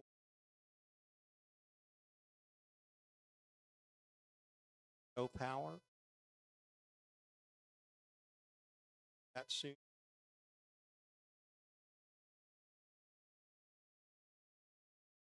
You need to design the underground.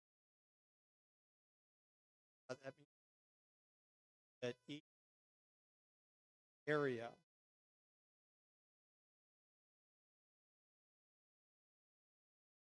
observing area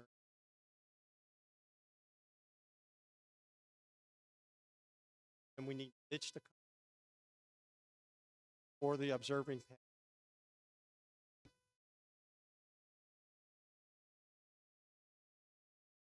That's just Next slide is the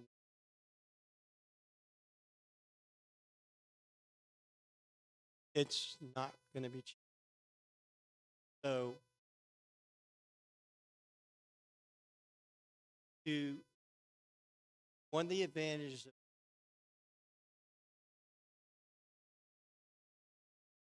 the cost of dirt work and our done together it's cost savings plus there's by not having to see first. So looking at the power is 13,000. Okay.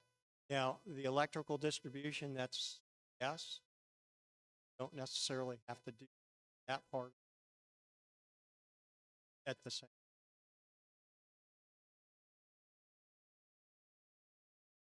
The site storage container another 12,000. I get that right? 9.5 feet. 9.5. So there are a couple of different sizes. 9.5. When they're not worried about cracking your 5 foot. Not an issue. So that'll give us a little more space. Fitting out the containers, $1,000. Getting the electrical.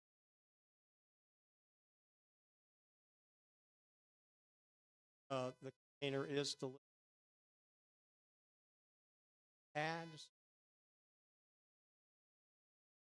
700.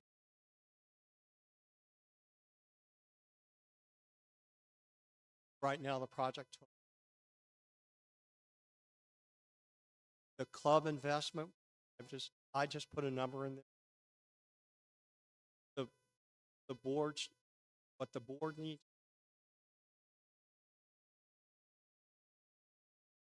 Now, how much of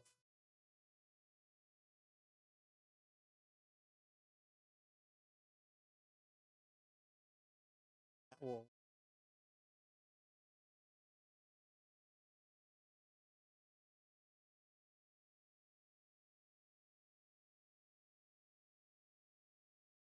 my understanding is that once committed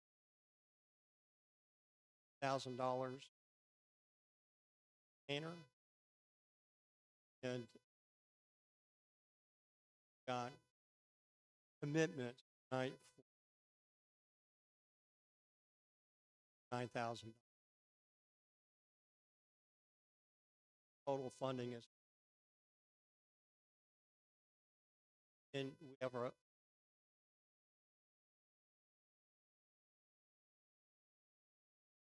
but I will, the other thing, have the fundraising.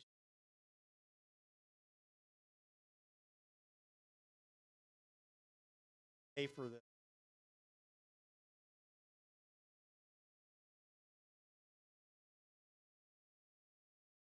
start this.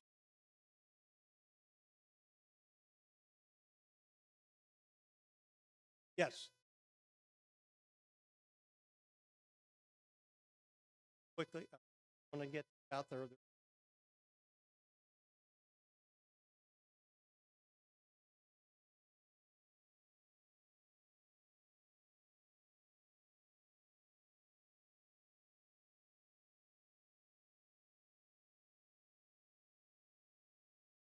RV sites are last in the plan.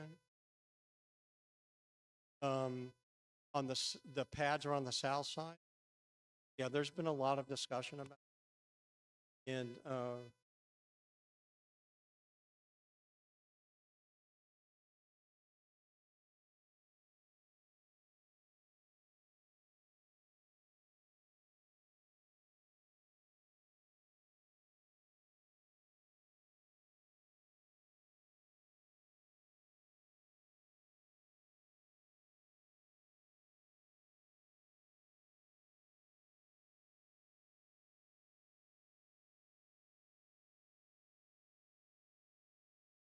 No, it's actually tucked up on.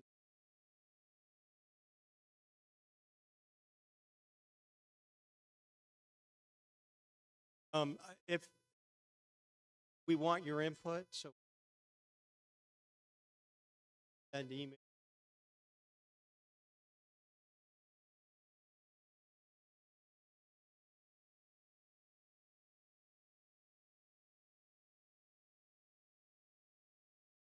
No more questions? Make a motion to close the meeting. Thanks, everybody, and those that are interested, World of Beer right down the street. Thanks, everybody. Have a great evening.